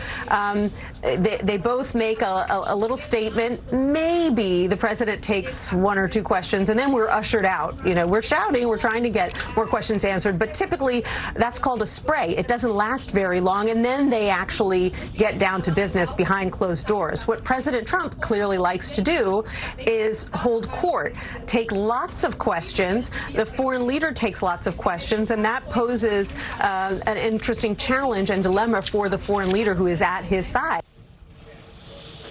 to make a case in public that he thinks will get him farther than if he does it in private. And in this case, that calculation by Zelenskyy appears to have backfired because President Trump basically ended up scolding him the way someone might scold a teenager, telling him, you're ungrateful and you need to say thank you. And the situation just evolved from there. Yeah, supposed to be a photo op, Nancy, but you're gambling with World War III came out of that eventually from President Trump. Nancy Cordes at the White House, thank you. Let's go to our Imtiaz Tayeb in Kyiv in Ukraine. I don't know, Imtiaz, if you've had a chance to gauge any kind of reaction at this point. I know it's early, but what did you make of what you saw? It is quite a scene at the White House. Here in Kyiv, people, of course, are digesting what they've just seen. We've been looking online trying to see what the sort of mood here is in Ukraine. Some of the quotes coming out are, and again, this is online, some saying, bring back nuclear weapons to Ukraine. Of course, Ukraine denuclearized itself some time ago. But really what we're seeing is a lot of support for Zelenskyy. In fact, we were also speaking a little bit earlier to a senior Ukrainian official who said that the Ukrainian president, was, in his words, quote, ambushed by President Trump and the vice president as well. Take from that what you will, but I think many Ukrainians who will no doubt be seeing this later tonight, or indeed when they wake up in the morning, will be shocked by the scenes that they saw in the White House. Again, this was an extraordinary scene, because you have to remember, just 24 hours ago, we heard from President Trump where he walked back calling or accusing Volodymyr Zelenskyy of being a dictator. That, of course, is not true. It's a false statement. And so there was some hope that Mr. Zelenskyy would go to the White House, that this deal would be signed, and these two leaders could potentially turn the page. And it doesn't really look like that's happened. You only have to look at that image that we've seen. There's a photo going around of the Ukrainian ambassador to the U.S., and you can see her very clearly with her head in her hands. And I think that really sums up how a lot of people here in Ukraine are feeling about what they've just saw at the White House. Okay, Imtiaz Tayeb, there is that image right there, head in hands. Cannot believe what she just saw, or what anybody just saw for that matter. We're going to continue to cover this. You know, Charlie, we just got the tape playback from that meeting with the leader of NATO and President Trump. I want to play back some of that for you, and then we'll talk on the other side. Great. A lot of things, obviously. We'll be discussing what's happening with respect to Ukraine and Russia. At this moment, we have people talking in Russia. We have representatives over there, Steve Witkoff and others, and they're in very serious discussions. As you know, Ukraine has agreed, subject to this, what's happening today, to a complete ceasefire, and we hope Russia will do the same. Thousands of people are being killed, young people, usually, mostly young people. We were just talking about it. Thousands of young people are being killed a week, and we want to see that stop. And they're not Americans, and they're not from the Netherlands for the most part. No. They're from Russia, and they're from Ukraine, but they're people. And I think everybody feels the same way. We want it to stop. It's also a tremendous cost to the United States and to other countries. And it's something that would have never happened if I were president, and it makes me very angry to see that it did happen. But it happened, and we have to stop it. And Mark has done some really good work over the last week. We've been working together, and he's done some really good work, so I'm very happy about that. We'll also be talking about trade and various other things, and I think we'll have a very, very strong day. We're going to have lunch afterwards. That'll go, and then we'll see you all later. But Mark, would you like to say something? Yeah. First of all, thank you so much, Mr. President, dear Donald, again for hosting me, and but also for taking time in Florida. A couple of weeks after you were re-elected. That's right. And of course our phone call a couple of weeks ago, and I must say, Trump 45, you originated the fact that in Europe we are now spending, when you take it to aggregate, 700 billion more on defense than when you came in office in 2016, 2017. But that was Trump 45. But when you look at Trump 47, that'd be hard to tell. What happened the last couple of weeks is really staggering. The Europeans committing to a package of 800 billion defense spending.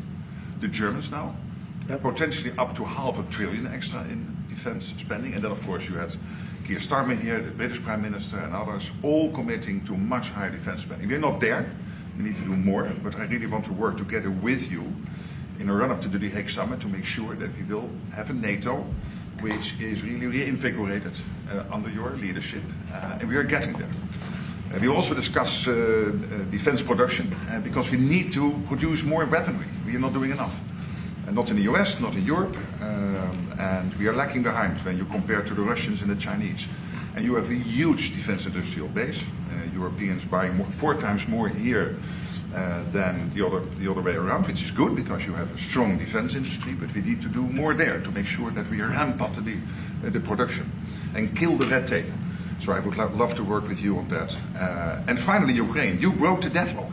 As you said, all the killing, the young people dying, cities getting destroyed. The fact that you did that you started the dialogue with the Russians, and the successful talks in Saudi Arabia now with the Ukrainians. I really want to commend you for this. So, The Hague is my hometown.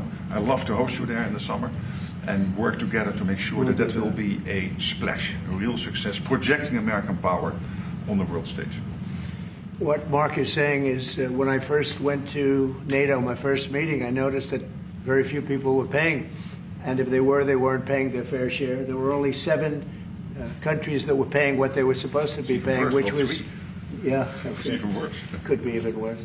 But there were just very few countries that were paying, and even the paying, it was at 2%, which is too low. It should be higher. It should be quite a bit higher. But you had Poland, and I remember Poland was actually paying a little bit more than they were supposed to, which I was very impressed with. And they've been actually terrific, and some of the others. But most of them weren't paying, or they were paying very little. And I didn't think it was appropriate to bring it up there, but I said it's going to be brought up at my next meeting. And my next meeting, the first meeting, you want to give them a little break. The second meeting, it began, and I was able to raise hundreds of billions of dollars. I just said, we're not going to be involved with you if you're not going to pay. And the money started pouring in, and NATO became much stronger because of my actions and working along with a lot of people, including Mark, but they would not pay for other presidents, and I don't think other presidents even knew that they weren't paid. I asked, first question, has everybody paid up? And literally, I mean, they told me 7. You could be right, it could be 3, but that makes it even worse. But they just weren't paying. And I said, no, I won't protect if you're not paying. If you're delinquent or if the money isn't paid, why we do that. And as soon as I said that, you got a little hit from the press because they said, oh, gee, that's not very nice. But if you said the other, nobody would have paid.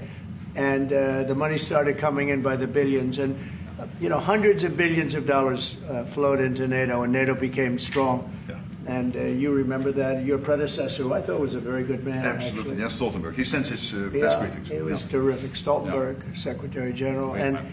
He made the statement that when Trump came in, the money started coming in like we never saw before. Hundreds of billions, actually probably close to $600 billion came in. And NATO became strong from that standpoint. And now we have to use it wisely, and we have to get this war over with, and you'll be back to a normal, much more normal life. And maybe we're close. We're getting words that things are going okay in Russia, and it doesn't mean anything until we hear what the final outcome is. But they have very serious discussions going on right now with President Putin and others, and hopefully they all want to end this nightmare. It's a nightmare. It's a horrible thing when you look. I get pictures every week. They give me the pictures of the battlefield, which I almost don't want to see. It's so horrible to see young people laying arms and legs and heads laying all over the field. It's the most terrible thing that you'll ever see. And it's got to stop. These are young people with mothers and fathers and sisters and brothers and friends.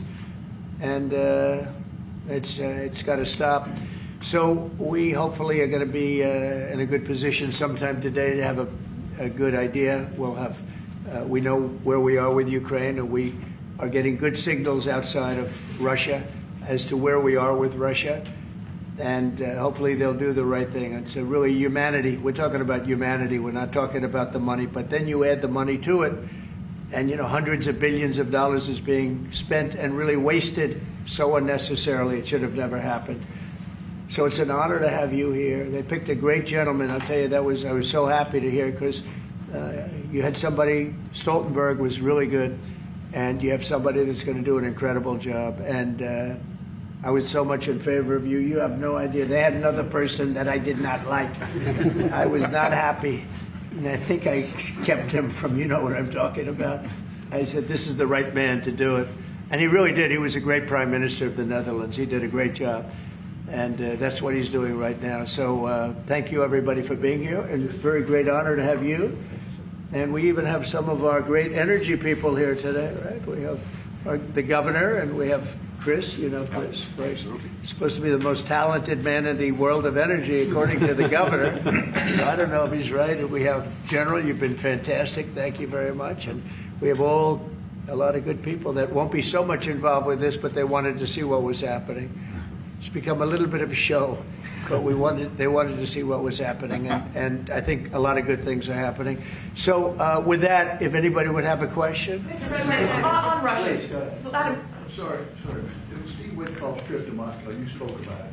What sort of agreement do you hope he comes away from this with? Well, we'd like to see a ceasefire from Russia, and we have, not been working in the dark. We've been discussing with Ukraine land and pieces of land that would be kept and lost, and all of the other elements of a final agreement. There's a power plant involved, a very big power plant involved. Who's going to get the power plant, and who's going to get this and that? And so, it's not an easy process. But phase one is the ceasefire. A lot of the individual subjects have been discussed, though. We've been discussing concepts of land, because you don't want to waste time with a ceasefire if it's not going to mean anything. So we're saying, look, this is what you can get, this is what you can't get. They discussed NATO and being in NATO, and everybody knows what the answer to that is. They've known that answer for 40 years, in all fairness.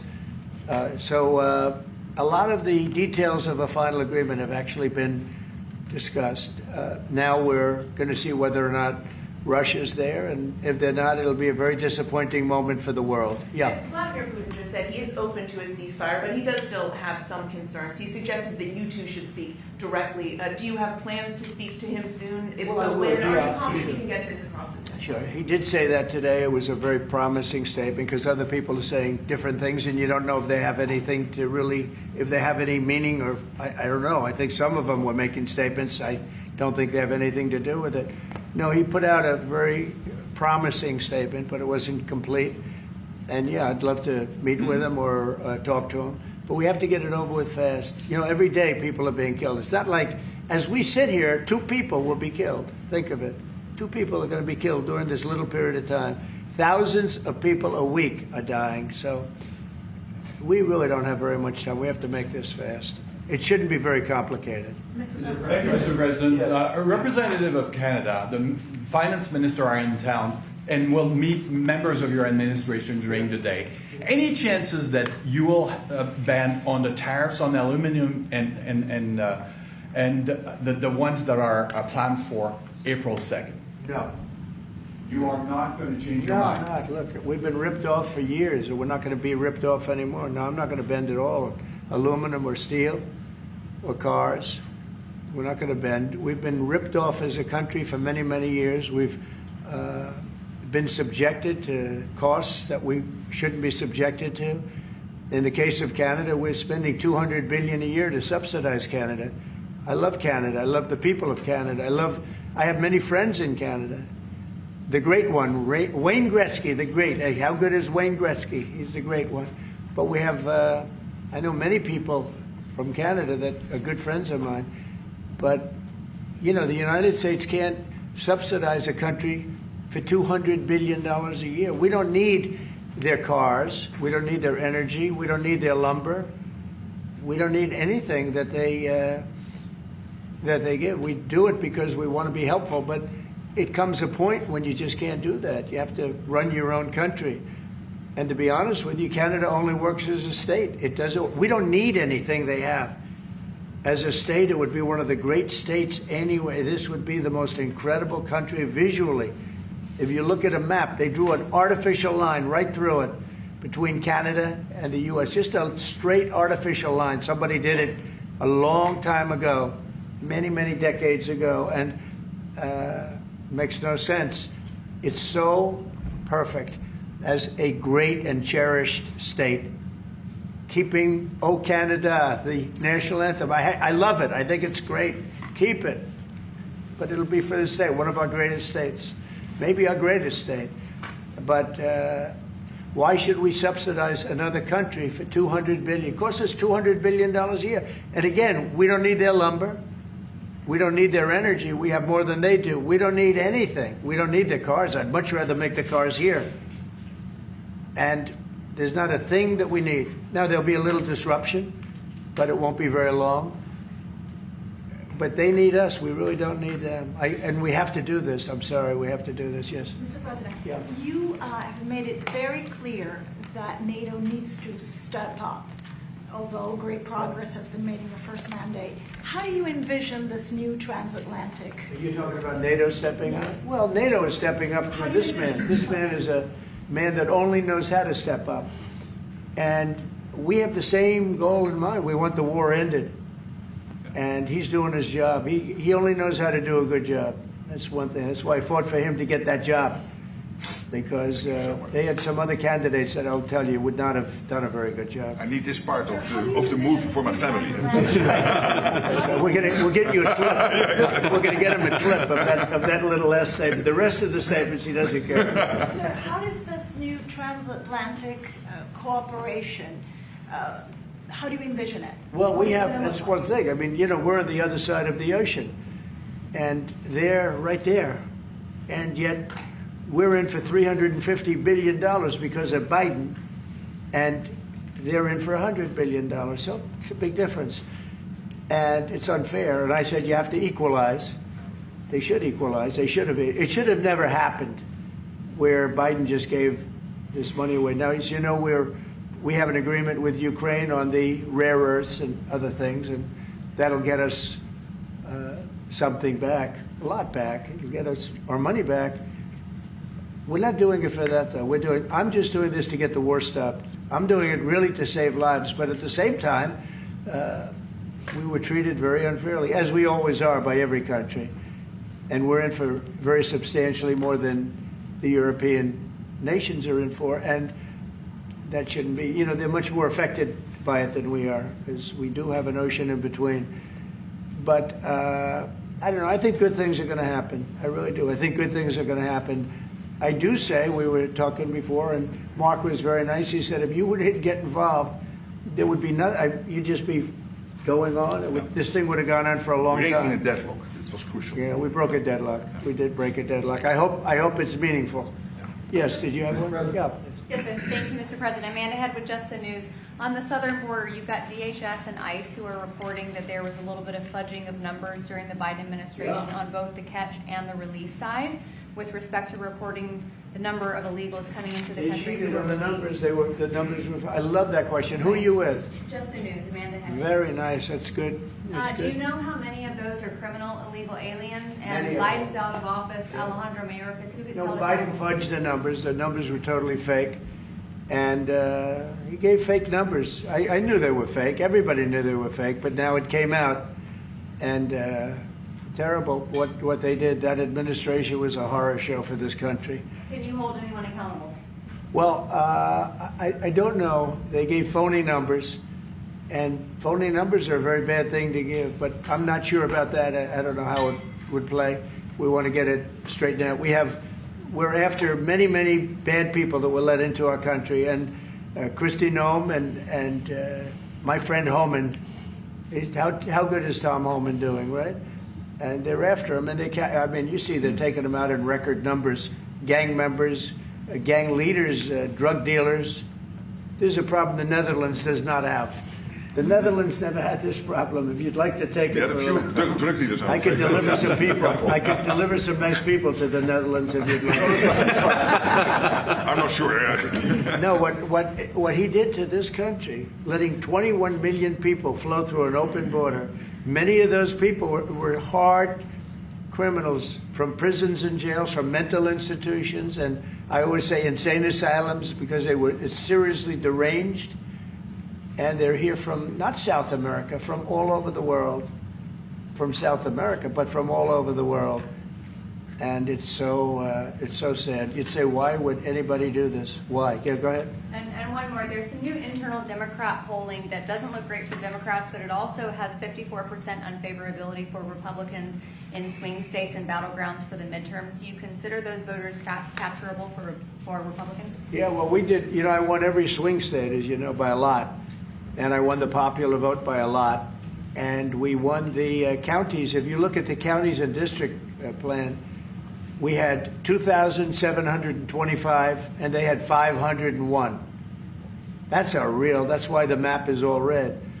So we had a great thing. Yeah, I think winning from the Democrats, if you look the other night, I made a speech, and I introduced two young ladies who were killed, viciously, violently killed. Young, unbelievable, both outstanding people. They were killed by illegal aliens. And the Democrats wouldn't get up and applaud. The mothers were, inconsolable. They were crying, and everybody was crying. The Democrats sat there with stone faces. They didn't clap. They didn't stand. They didn't do anything. We had a young man with very serious cancer. His dream is to be with the police department someday. And he was introduced. They didn't even clap. They were disgusting, frankly. They were disgusting. There's something wrong with them. They're deranged. They're deranged, like Jack Smith. They're deranged people. And I never saw anything like it. I'm standing up and I introduced the mother and the parents of these two young girls that were just recently essentially killed, violently killed. And the Democrats are like this. It's so sad. And I saw this morning where one of them is pretty well known. One is fighting like crazy over men being able to play in women's sports. I said, I thought that was tried. I thought that was about I think it's a 95% issue. But in a way, I want them to keep doing it because I don't think they can win a race. And I tell the Republicans, I said, don't bring that subject up because there's no election right now. But about a week before the election, bring it up because you can't lose. And everything's transgender President Donald Trump there taking questions from reporters there in the Oval Office after his meeting with the head of NATO. He's talking about a lot of different things, including the potential ceasefire agreement between Ukraine and Russia. So let's bring back in CBS News senior national security correspondent Charlie D'Agata for more on this. What's your reaction to that exchange with the head of NATO in regards to the ceasefire deal, potential deal between Ukraine and Russia? Yeah, you know, we kept hearing this repetitive theme, and this is something that President Trump has said right from the beginning. In fact, long before a ceasefire deal was on the table, we have to stop the killing. He went down, drilled down on it, and that's why, if you look at the wording of the Ukrainian side of it, it's talking about an immediate ceasefire, an immediate interim 30-day ceasefire.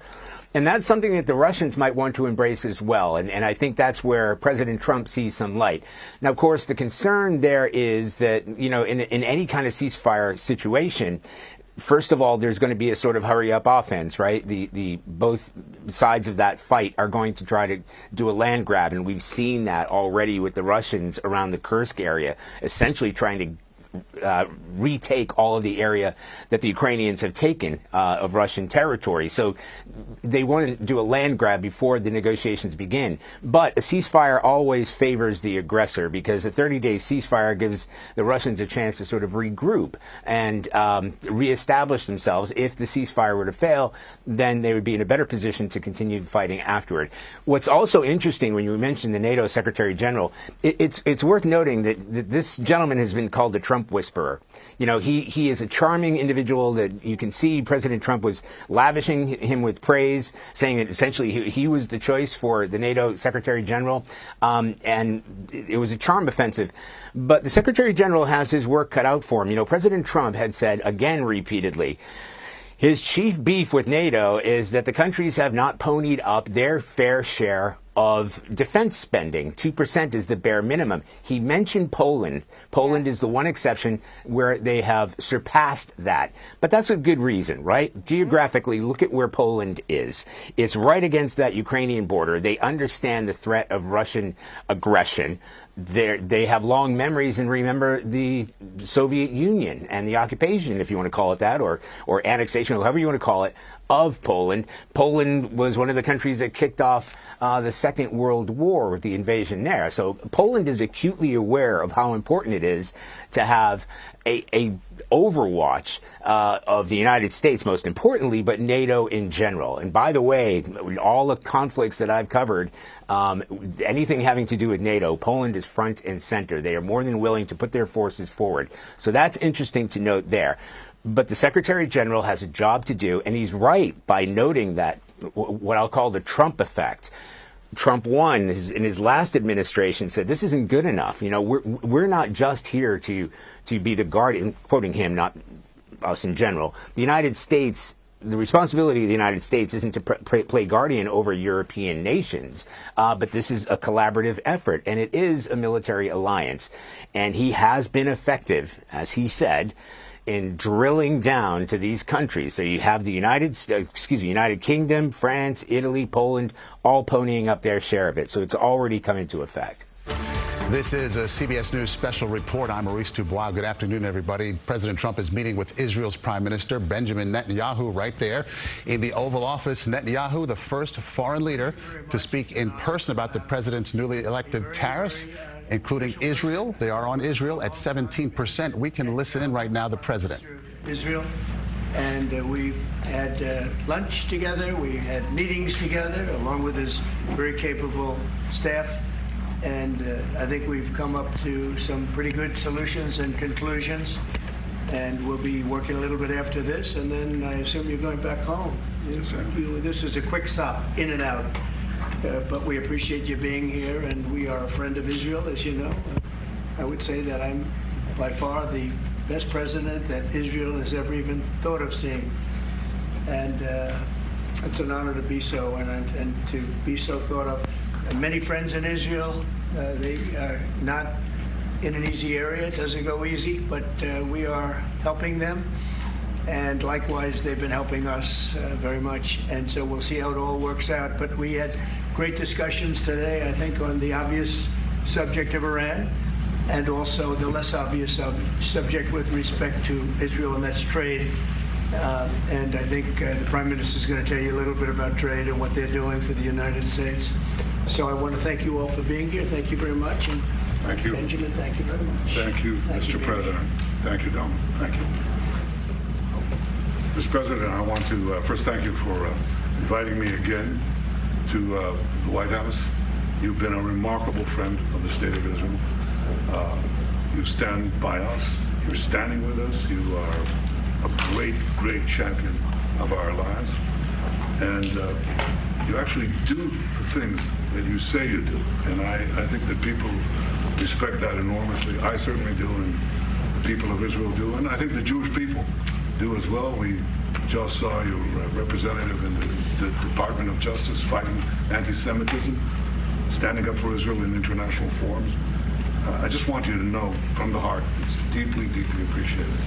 As you said, we had the opportunity to talk today about many subjects. First, if I can mention tariffs, it's a subject of some interest today.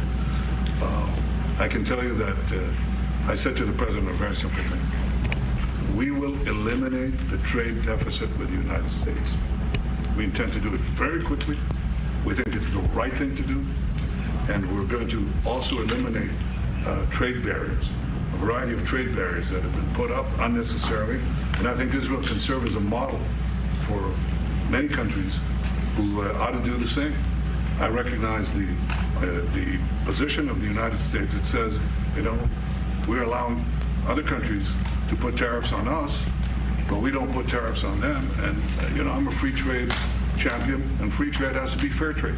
And I think that's basically the position that you have put forward, Mr. President. We are going to eliminate the tariffs, and rapidly. I had the opportunity to speak to Secretary Lutnick yesterday. We talked about how we could effect this quickly, and I hope to bring the solution very quickly. We're not talking about intentions. We're not talking about, you know, just words. We're talking about results. And those results are going to come. So that's the first. Thank you very much. It's very nice. Thank you. Thank you. Mr. President, what about the hostages here? Well, let him finish. I'm going to begin. We spoke about not only the hostages, but about Gaza. The hostages obviously is a human story of just unbearable agony. I speak to the families. I spoke to them yesterday. Spoke to another one when I was in Hungary before I came here. I speak to them every day. They're in agony. The hostages are in agony. And we want to get them all out. Steve Witkoff, who's President Trump's very able representative, helped us get a deal that got 25 out. We're working now on another deal that we hope will succeed. And we're committed to getting all the hostages out, but also eliminating the evil tyranny of Hamas in Gaza and enabling the people of Gaza to freely make a choice to go wherever they want. I mean, they should have that choice. And the President put forward a vision, a bold vision, which we discussed as well, including the countries that might be amenable and are amenable to accepting Palestinians of their free choice if they choose to go there. And I think that's the second thing that we discussed. But the hostages came right on top. We also discussed the situation in Syria. We've had neighborly relations with Turkey that have deteriorated, and we don't want to see Syria being used by anyone, including Turkey, as a base for attack in Israel. Turkey is a country that has a great relationship with the United States. The President has a relationship with the leader of Turkey. We discussed how we can avoid this conflict in a variety of ways, and I think we can't have a better interlocutor than the President of the United States for this purpose. And of course, we also discussed Iran. Look, we're both united in the goal that Iran does not ever get nuclear weapons. If it can be done diplomatically in a full way, the way it was done in Libya, I think that would be a good thing. But whatever happens, we have to make sure that Iran does not have nuclear weapons. That's the end of my speech. Mr. President, We're having direct talks with. Wait a minute. Wait. we're having direct talks with Iran. And they've started. It'll go on Saturday. We have a very big meeting, and we'll see what can happen. And I think everybody agrees that doing a deal would be preferable to doing the obvious. And the obvious is not something that I want to be involved with, or frankly, that Israel wants to be involved with if they can avoid it. So we're going to see if we can avoid it. But it's getting to be very dangerous territory. And hopefully those talks will be successful. And I think it would be in Iran's best interest if they are successful. We hope that's going to happen. And we had just a lot of good talks on a lot of things. I appreciate very much what you said about the tariffs. We've been ripped off and taken advantage of by many countries over the years, and can't do it anymore. Just can't do it anymore. We can't be the stupid people anymore. And it's all because of the people that sat in the seat right here. Not your seat, but this seat. They allowed things to happen to our country that they shouldn't have allowed to happen on trade and other things, many other things. I mean, look at what's happened with our last president, where he allowed millions of people to come into our country with an open border. Who would want an open border? How stupid was that? But he allowed millions and millions of people, and of the millions, and I think it was 21 million people, but let's say 3 of them were serious criminals, serious murderers and drug dealers and gang members and people from jails. All the jails emptied out right into our country, right along the open border on Mexico, generally the Mexico. They came in from Canada too, by the way, a lot. But generally speaking, on the southern border. And what a shame it is that we are now working very hard to get them out, get the criminals out, get the murderers out, the drug dealers, the mentally insane, get them out. They dropped the mentally insane in our country too. And this was all done by the Biden administration. It's a disgrace that we have to work so hard. And then we have judges that try and protect these people, but they didn't protect us when the people were being let in. But to get them out is never easy with these people. So I think we're doing a great job. The border is the best it's ever been. It's even as strong as it was. I had a great, solid border. I think it might even be tougher right now and stronger. So people are coming into our country, but they're coming in legally. We have a legal process, and we have that moving along properly, because we need people to come into our country, but we want people that can love our country and cherish our country. So that's where we are. And with that, any questions? Mr. President, the European Union reaction to the markets today, and would you be open to a pause in tariffs to allow for negotiations? Well, we're not looking at that. We have many, many countries that are coming to negotiate deals with us, and they're going to be fair deals. And in certain cases, they're going to be paying substantial tariffs. There'll be fair deals. As you know, I spoke this morning with the Prime Minister of Japan, and we had a very good conversation. They're coming. And I said, one thing, you're going to have to open up your country, because we sold no cars, like 0 cars in Japan, and they sold millions of cars into our country. They don't really take our agriculture, a little bit of it just to keep us slightly happy, but they don't take what they're supposed to be taking. So we have a great relationship with Japan. We're going to keep it that way, but they're coming in to meet, and other countries are coming in. With China, as you know, against my statement, they put a 34% tariff on above what their ridiculous tariffs were already. And I said, if that tariff isn't removed by tomorrow at 12 o'clock, we're putting a 50% tariff on above the tariffs that we put on. So they've gone for years. They've become a rich country because of people, again, that were in the White House that allowed this to happen. Hundreds of billions of dollars a year they'd make on us on trade, and it shouldn't be that way. And I have a great relationship with President Xi. I hope it's going to stay that way. I have great respect for China. But they can't do this. We're going to have one shot at this, and no other president's going to do this, what I'm doing. And I'll tell you what, it's an honor to do it, because we have been just destroyed, what they've done to our system. You know, we have $36 trillion of debt for a reason. And the reason is that people allowed it to get that way. So we'll be talking to China. We'll be talking to a lot of different countries. And I think, you know, if we can make a really fair deal and a good deal for the United States, not a good deal for others. This is America first. It's now America first. And we didn't put America first. We put America last. The people that were in the Oval Office put America last, and we're not going to stand for it. Yeah.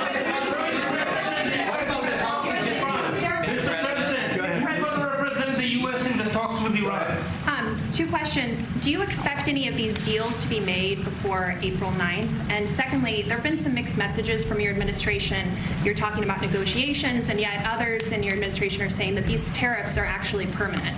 What is the action? Well, it could be. They can both be true. There can be permanent tariffs, and there can also be negotiations, because there are things that we need beyond tariffs. We need open borders. You know, we almost had a deal with China where we're going to open up China. It was almost done. Some of you remember it during my first term, and it was very disappointing. We ended up making a great deal. $50 billion worth of product was sold. $50 billion. You'd like that in Israel. And I made that deal, but it wasn't the deal that I wanted. It was the deal that I wanted was that, plus they were going to open up China so that our companies could go into China and compete with other countries and China for the, for a large number of people. And at the very end, that deal was terminated, and we went to a piece of the deal. And so there are a lot of things outside of tariffs, but tariffs are very important. But there are a lot of things like opening up countries that were totally closed. China is essentially a closed country. In fact, it is a closed country. And what they do is they charge tariffs so that if you sell cars or if you sell anything, nobody's going to buy it because the price is out of control. But that's true with a lot of other countries also. So we're going to get fair deals and good deals with every country. And if we don't, we're going to have nothing to do with them. They're not going to be allowed to participate in the United States.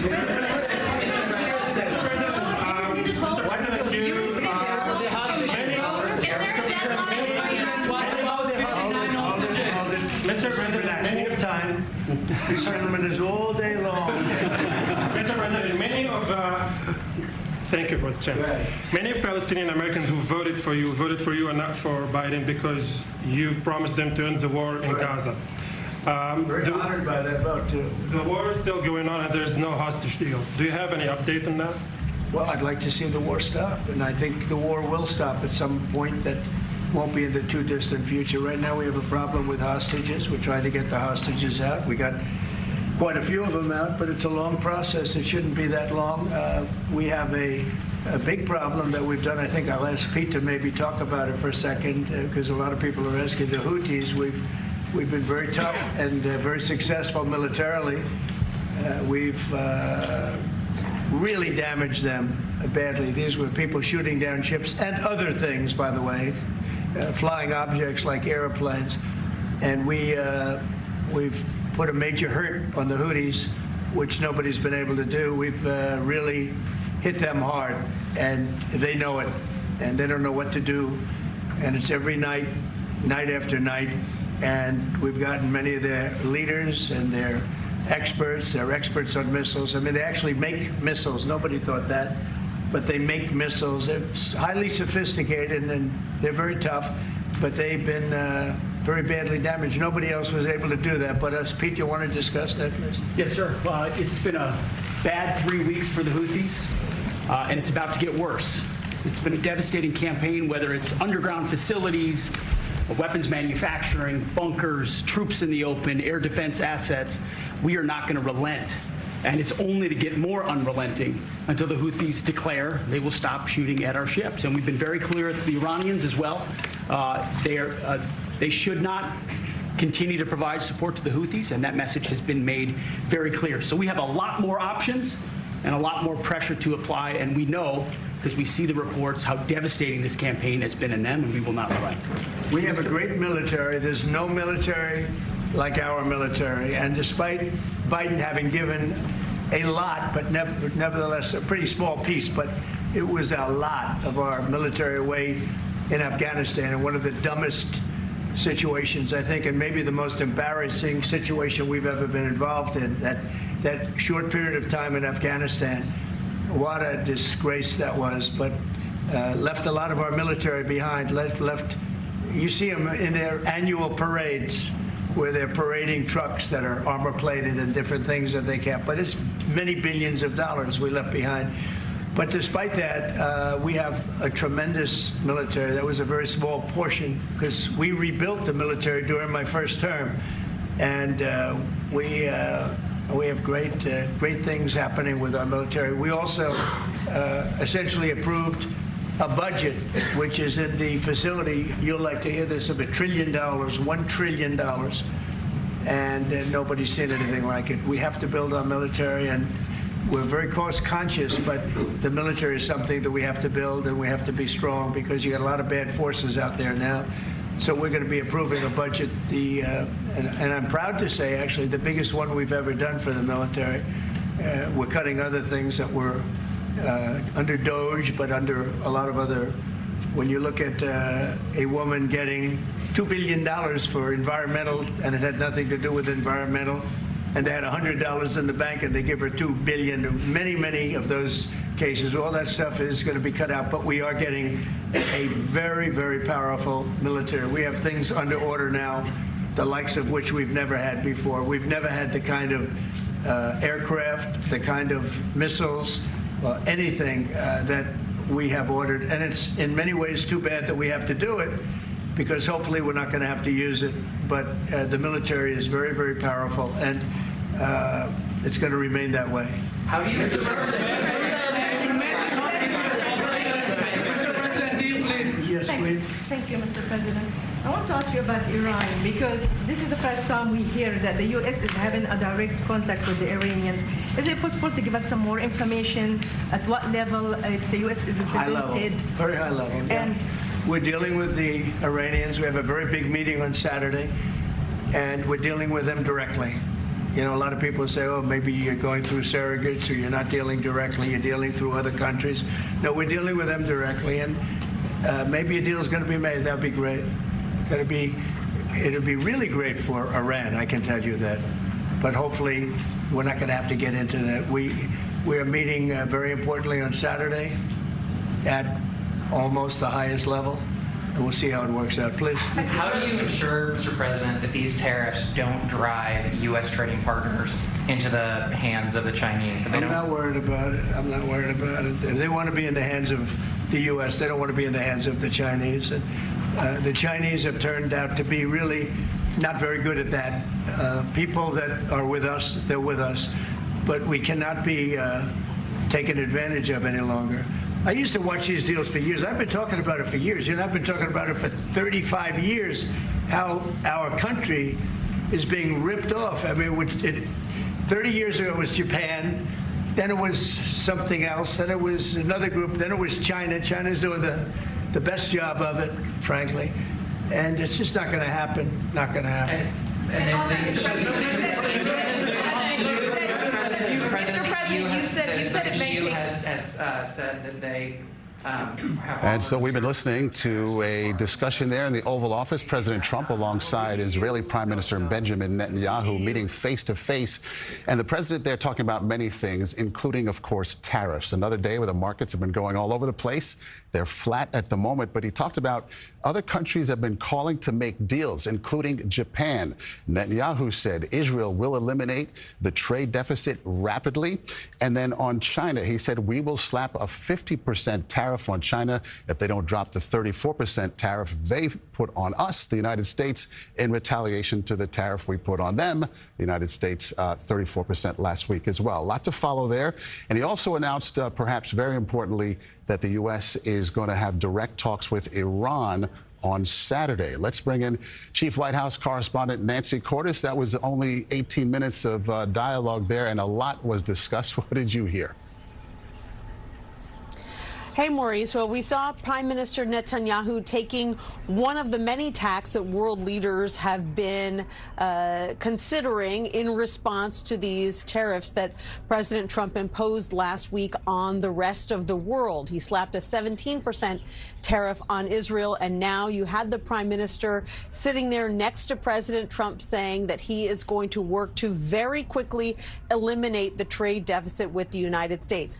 Why is this important? Well, President Trump has made it very clear that one of the things that angers him the most is the fact that there are many countries who sell more goods to the United States than they buy from the U.S. And Netanyahu clearly knows that, so he says he is going to right that situation. It won't be so easy for some other countries, however, Maurice, especially poorer countries who sell goods to the United States cheaply and can't necessarily afford to buy as many goods as they sell.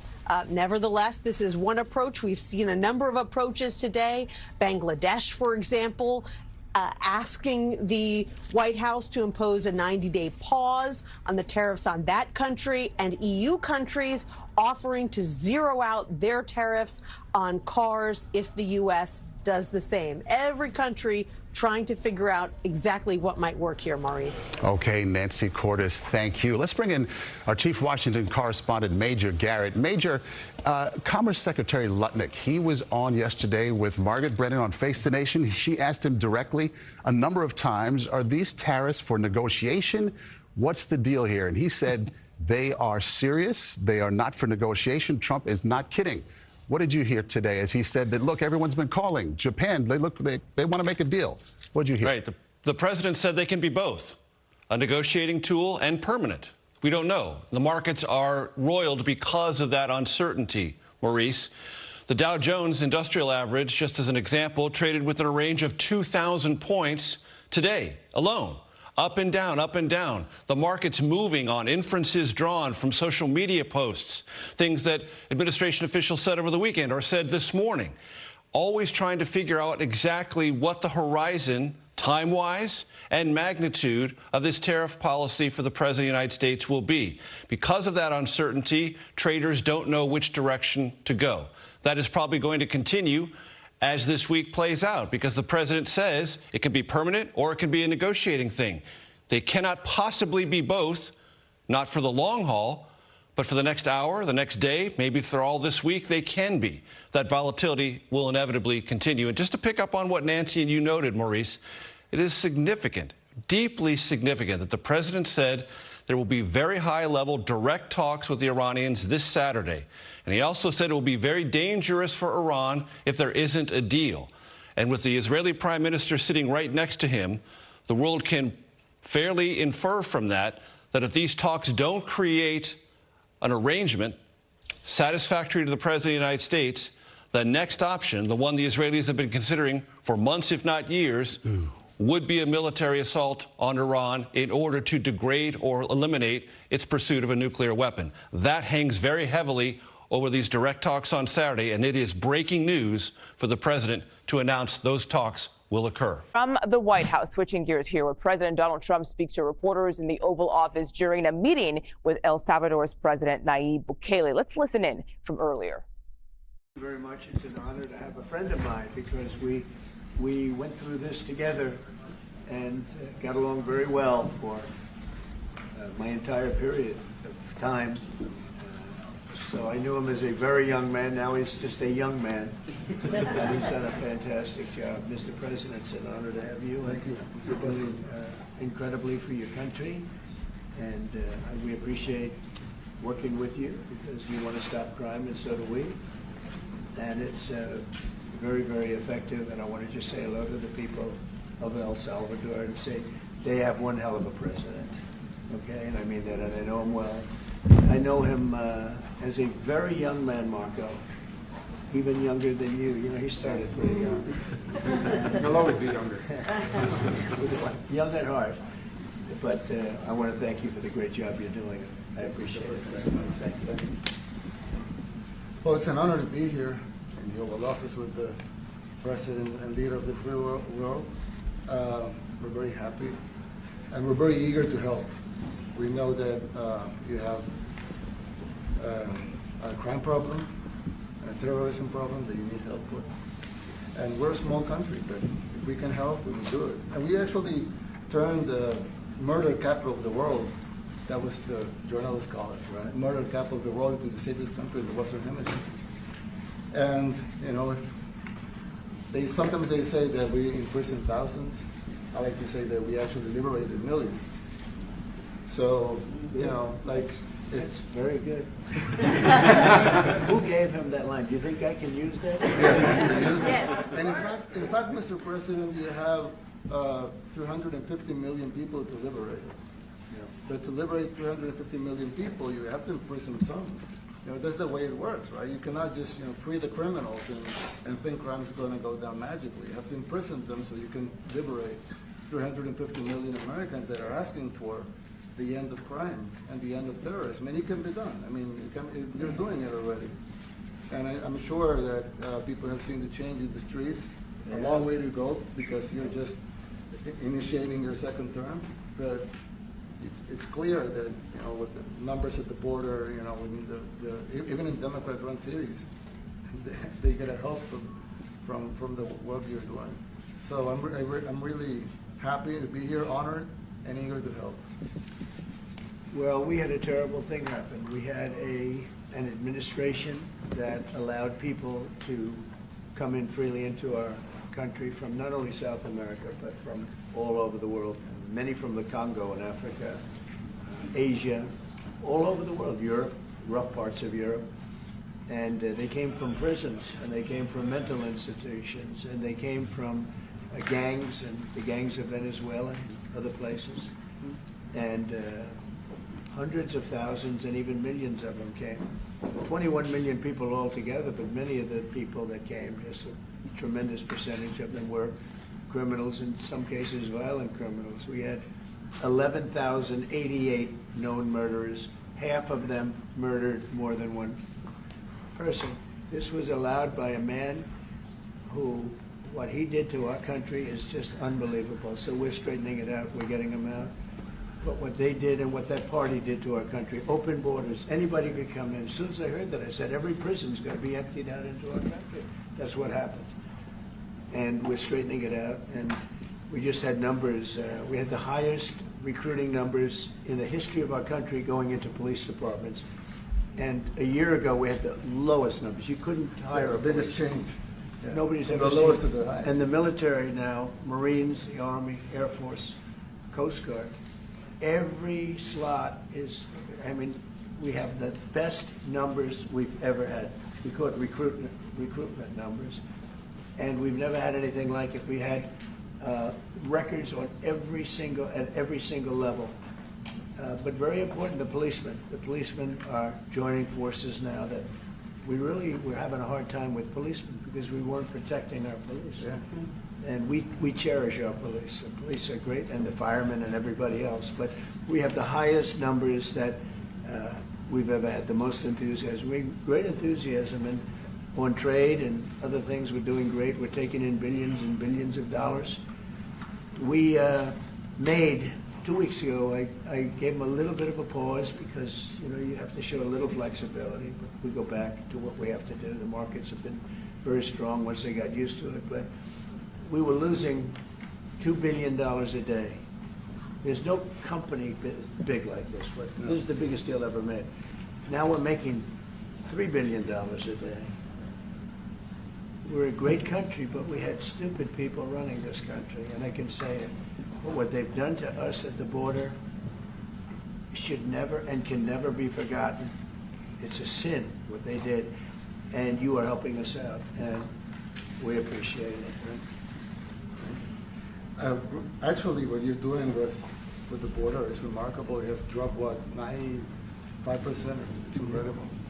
As of this morning, 99%, 99.1% to be exact. Why are those numbers not in the media?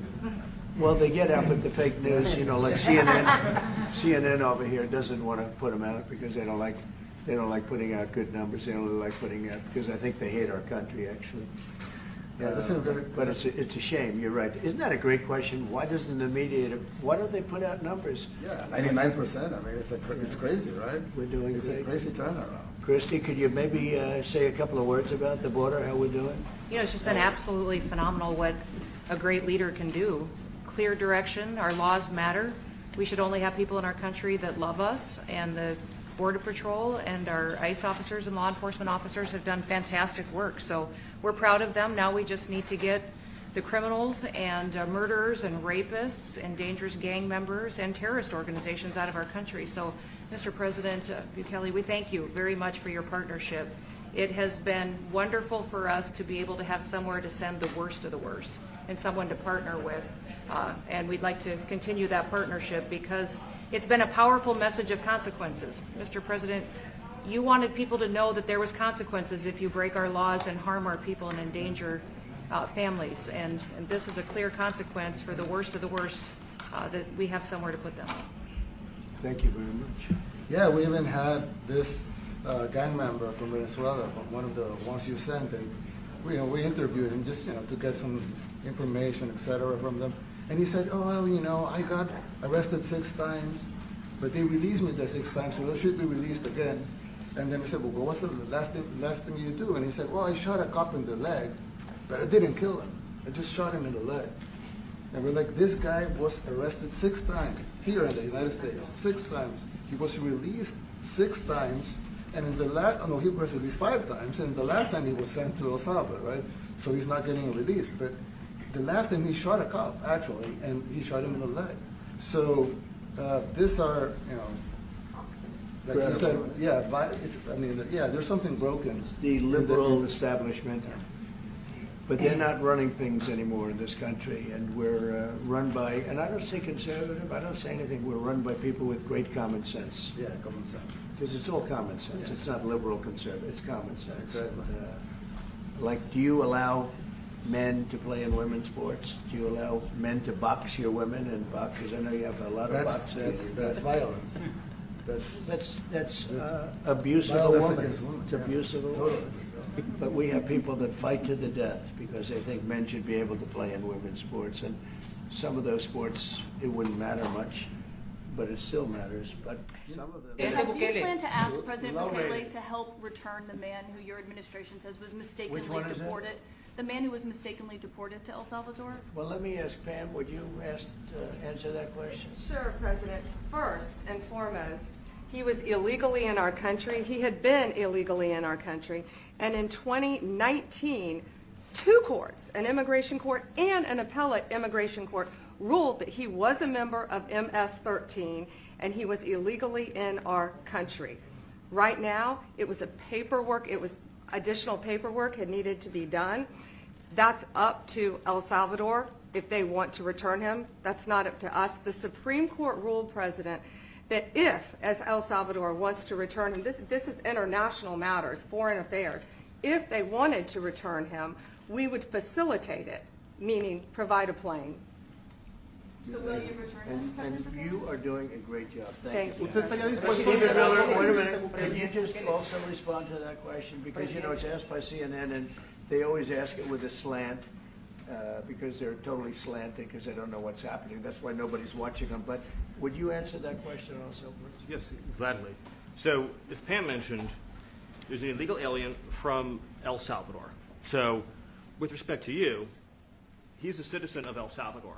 So, it's very arrogant even for American media to suggest that we would even tell El Salvador how to handle their own citizens as a starting point. As 2 immigration courts found that he was a member of MS-13. When President Trump declared MS-13 to be a foreign terrorist organization, that meant that he was no longer eligible under federal law, which I'm sure you know, you're very familiar with the INA, that he was no longer eligible for any form of immigration relief in the United States.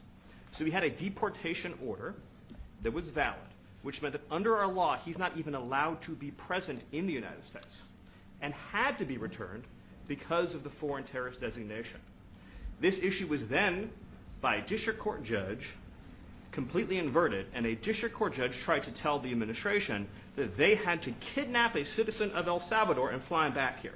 That issue was raised to the Supreme Court, and the Supreme Court said the district court order was unlawful, and its main components were reversed 9-0 unanimously, stating clearly that neither Secretary of State nor the President could be compelled by anybody to forcibly retrieve a citizen of El Salvador from El Salvador, who again is a member of MS-13, which, as I'm sure you understand, rapes little girls, murders women, murders children, is engaged in the most barbaric activities in the world, and I can promise you if he was your neighbor, you would move right away. So you don't plan But to the ask Supreme for Court is to get him asking back? to. And what was the ruling in the Supreme Court, Steve? Was it 9-0? Yes, it was a 9-0 in our favor. In our favor, against the district court ruling, saying that no district court has the power to compel the foreign policy function of the United States. As Pam said, the ruling solely stated that if this individual, at El Salvador's sole discretion, was sent back to our country, that we could deport him a second time. Well, no version of this legally ends up with him ever living here because he is a citizen of El Salvador. That is the president of El Salvador. Your questions about it, per the court, can only be directed to him. I asked ¿Usted lo President liberaría, Bukele, what is Presidente your, can President Bukele weigh in on this? Do you plan to return him? Well, I'm supposed to have suggested that I smuggle terrorists into the United States, right? It's always how can I smuggle? How can I return him to the United States? Like I smuggle him into the United States, or what do I do? Of course, I'm not going to do it. It's like, I mean, the question is preposterous. How can I smuggle a terrorist into the United States? I don't have the power to return him to the United States. But you can release him inside El Salvador. Yeah, but I'm not releasing. I mean, we're not very fond of releasing terrorists into our country. I mean, we just turned the murder capital of the world into the safest country of the Western Hemisphere, and you want us to go back into the releasing criminals so we can go back to being the murder capital of the world? No, that's not going to happen. Well, they'd love to have a criminal, released into I mean, there's a fascination. They would love it. Yeah. They're sick. These are sick people. Marco, do you have something to say about Yeah, I mean, Stephen outlined it. I don't understand what the confusion is. This individual is a citizen of El Salvador. He was illegally in the United States and was returned to his country. That's where you deport people, back to their country of origin, except for Venezuela that wasn't refusing to take people back, or places like that. I can tell you this, Mr. President. No, the foreign policy of the United States is conducted by the President of the United States, not by a court. And no court in the United States has a right to conduct the foreign policy of the United States. It's that simple. End of story. And that's what the Supreme Court held, by the way, to Marco's point. The Supreme Court said exactly what Marco said, that no court has the authority to compel the foreign policy function of the United States. We won a case 9-0, and people like CNN are portraying it as a loss, as usual, because they want foreign terrorists in the country who kidnap women and children. But President Trump, his policy is foreign terrorists that are here illegally get expelled from the country, which, by the way, is a 90-10 issue. Well, Mr. President, you said that if the Supreme Court said someone needed to be returned, that you would abide by that. You said that on Air Force One just a few days ago. And they said that it must be facilitated. Why don't you just say, isn't it wonderful that we're keeping criminals out of our country? Why can't you just say that? Why do you go over and over? And that's why nobody watches you anymore. You have no credibility. Please, go ahead. President Trump, thank you very much. How many illegal criminals are you planning on exporting to El Salvador? And President Bukele, how many are you willing to take from the U.S.? As many as possible. And I just asked the president, it's this massive complex that he built, jail complex. I said, can you build some more of them, please? As many as we can get out of our country that were allowed in here by incompetent Joe Biden through open borders. Open borders. You probably hear open borders and you can't even understand it because nobody can understand it. Nobody smart or with common sense can understand it. So we have millions of people that should not be in this country that are dangerous. Not just people, because we have people, but we have millions of people that are murderers, drug dealers. They've been allowed to come into our country by other countries that were very smart. When they heard that this very low IQ president, and by the way, I took my cognitive exam as part of my physical exam, and I got the highest mark, and one of the doctors said, sir, I've never seen anybody get that kind of, that was the highest mark. I hope you're happy with that. Although they haven't been bugging me too much to take a cognitive, but I did do my physical and it was released. I hope you're all happy with it. I noticed there's no question, so probably you are. But the cognitive, they said to me, sir, would you like to take a cognitive test? I said, did Biden take one? No. Did anybody take one? No, not too many people took them. I said, what about Obama? Did he take one? No, he didn't take one either. I said, let me be the only one to take one. But I've actually taken them 3 times already. I like taking them because you're saying. All right, you were just listening to the president, President Trump, at the White House there, along with President Nayib Bukele of El Salvador.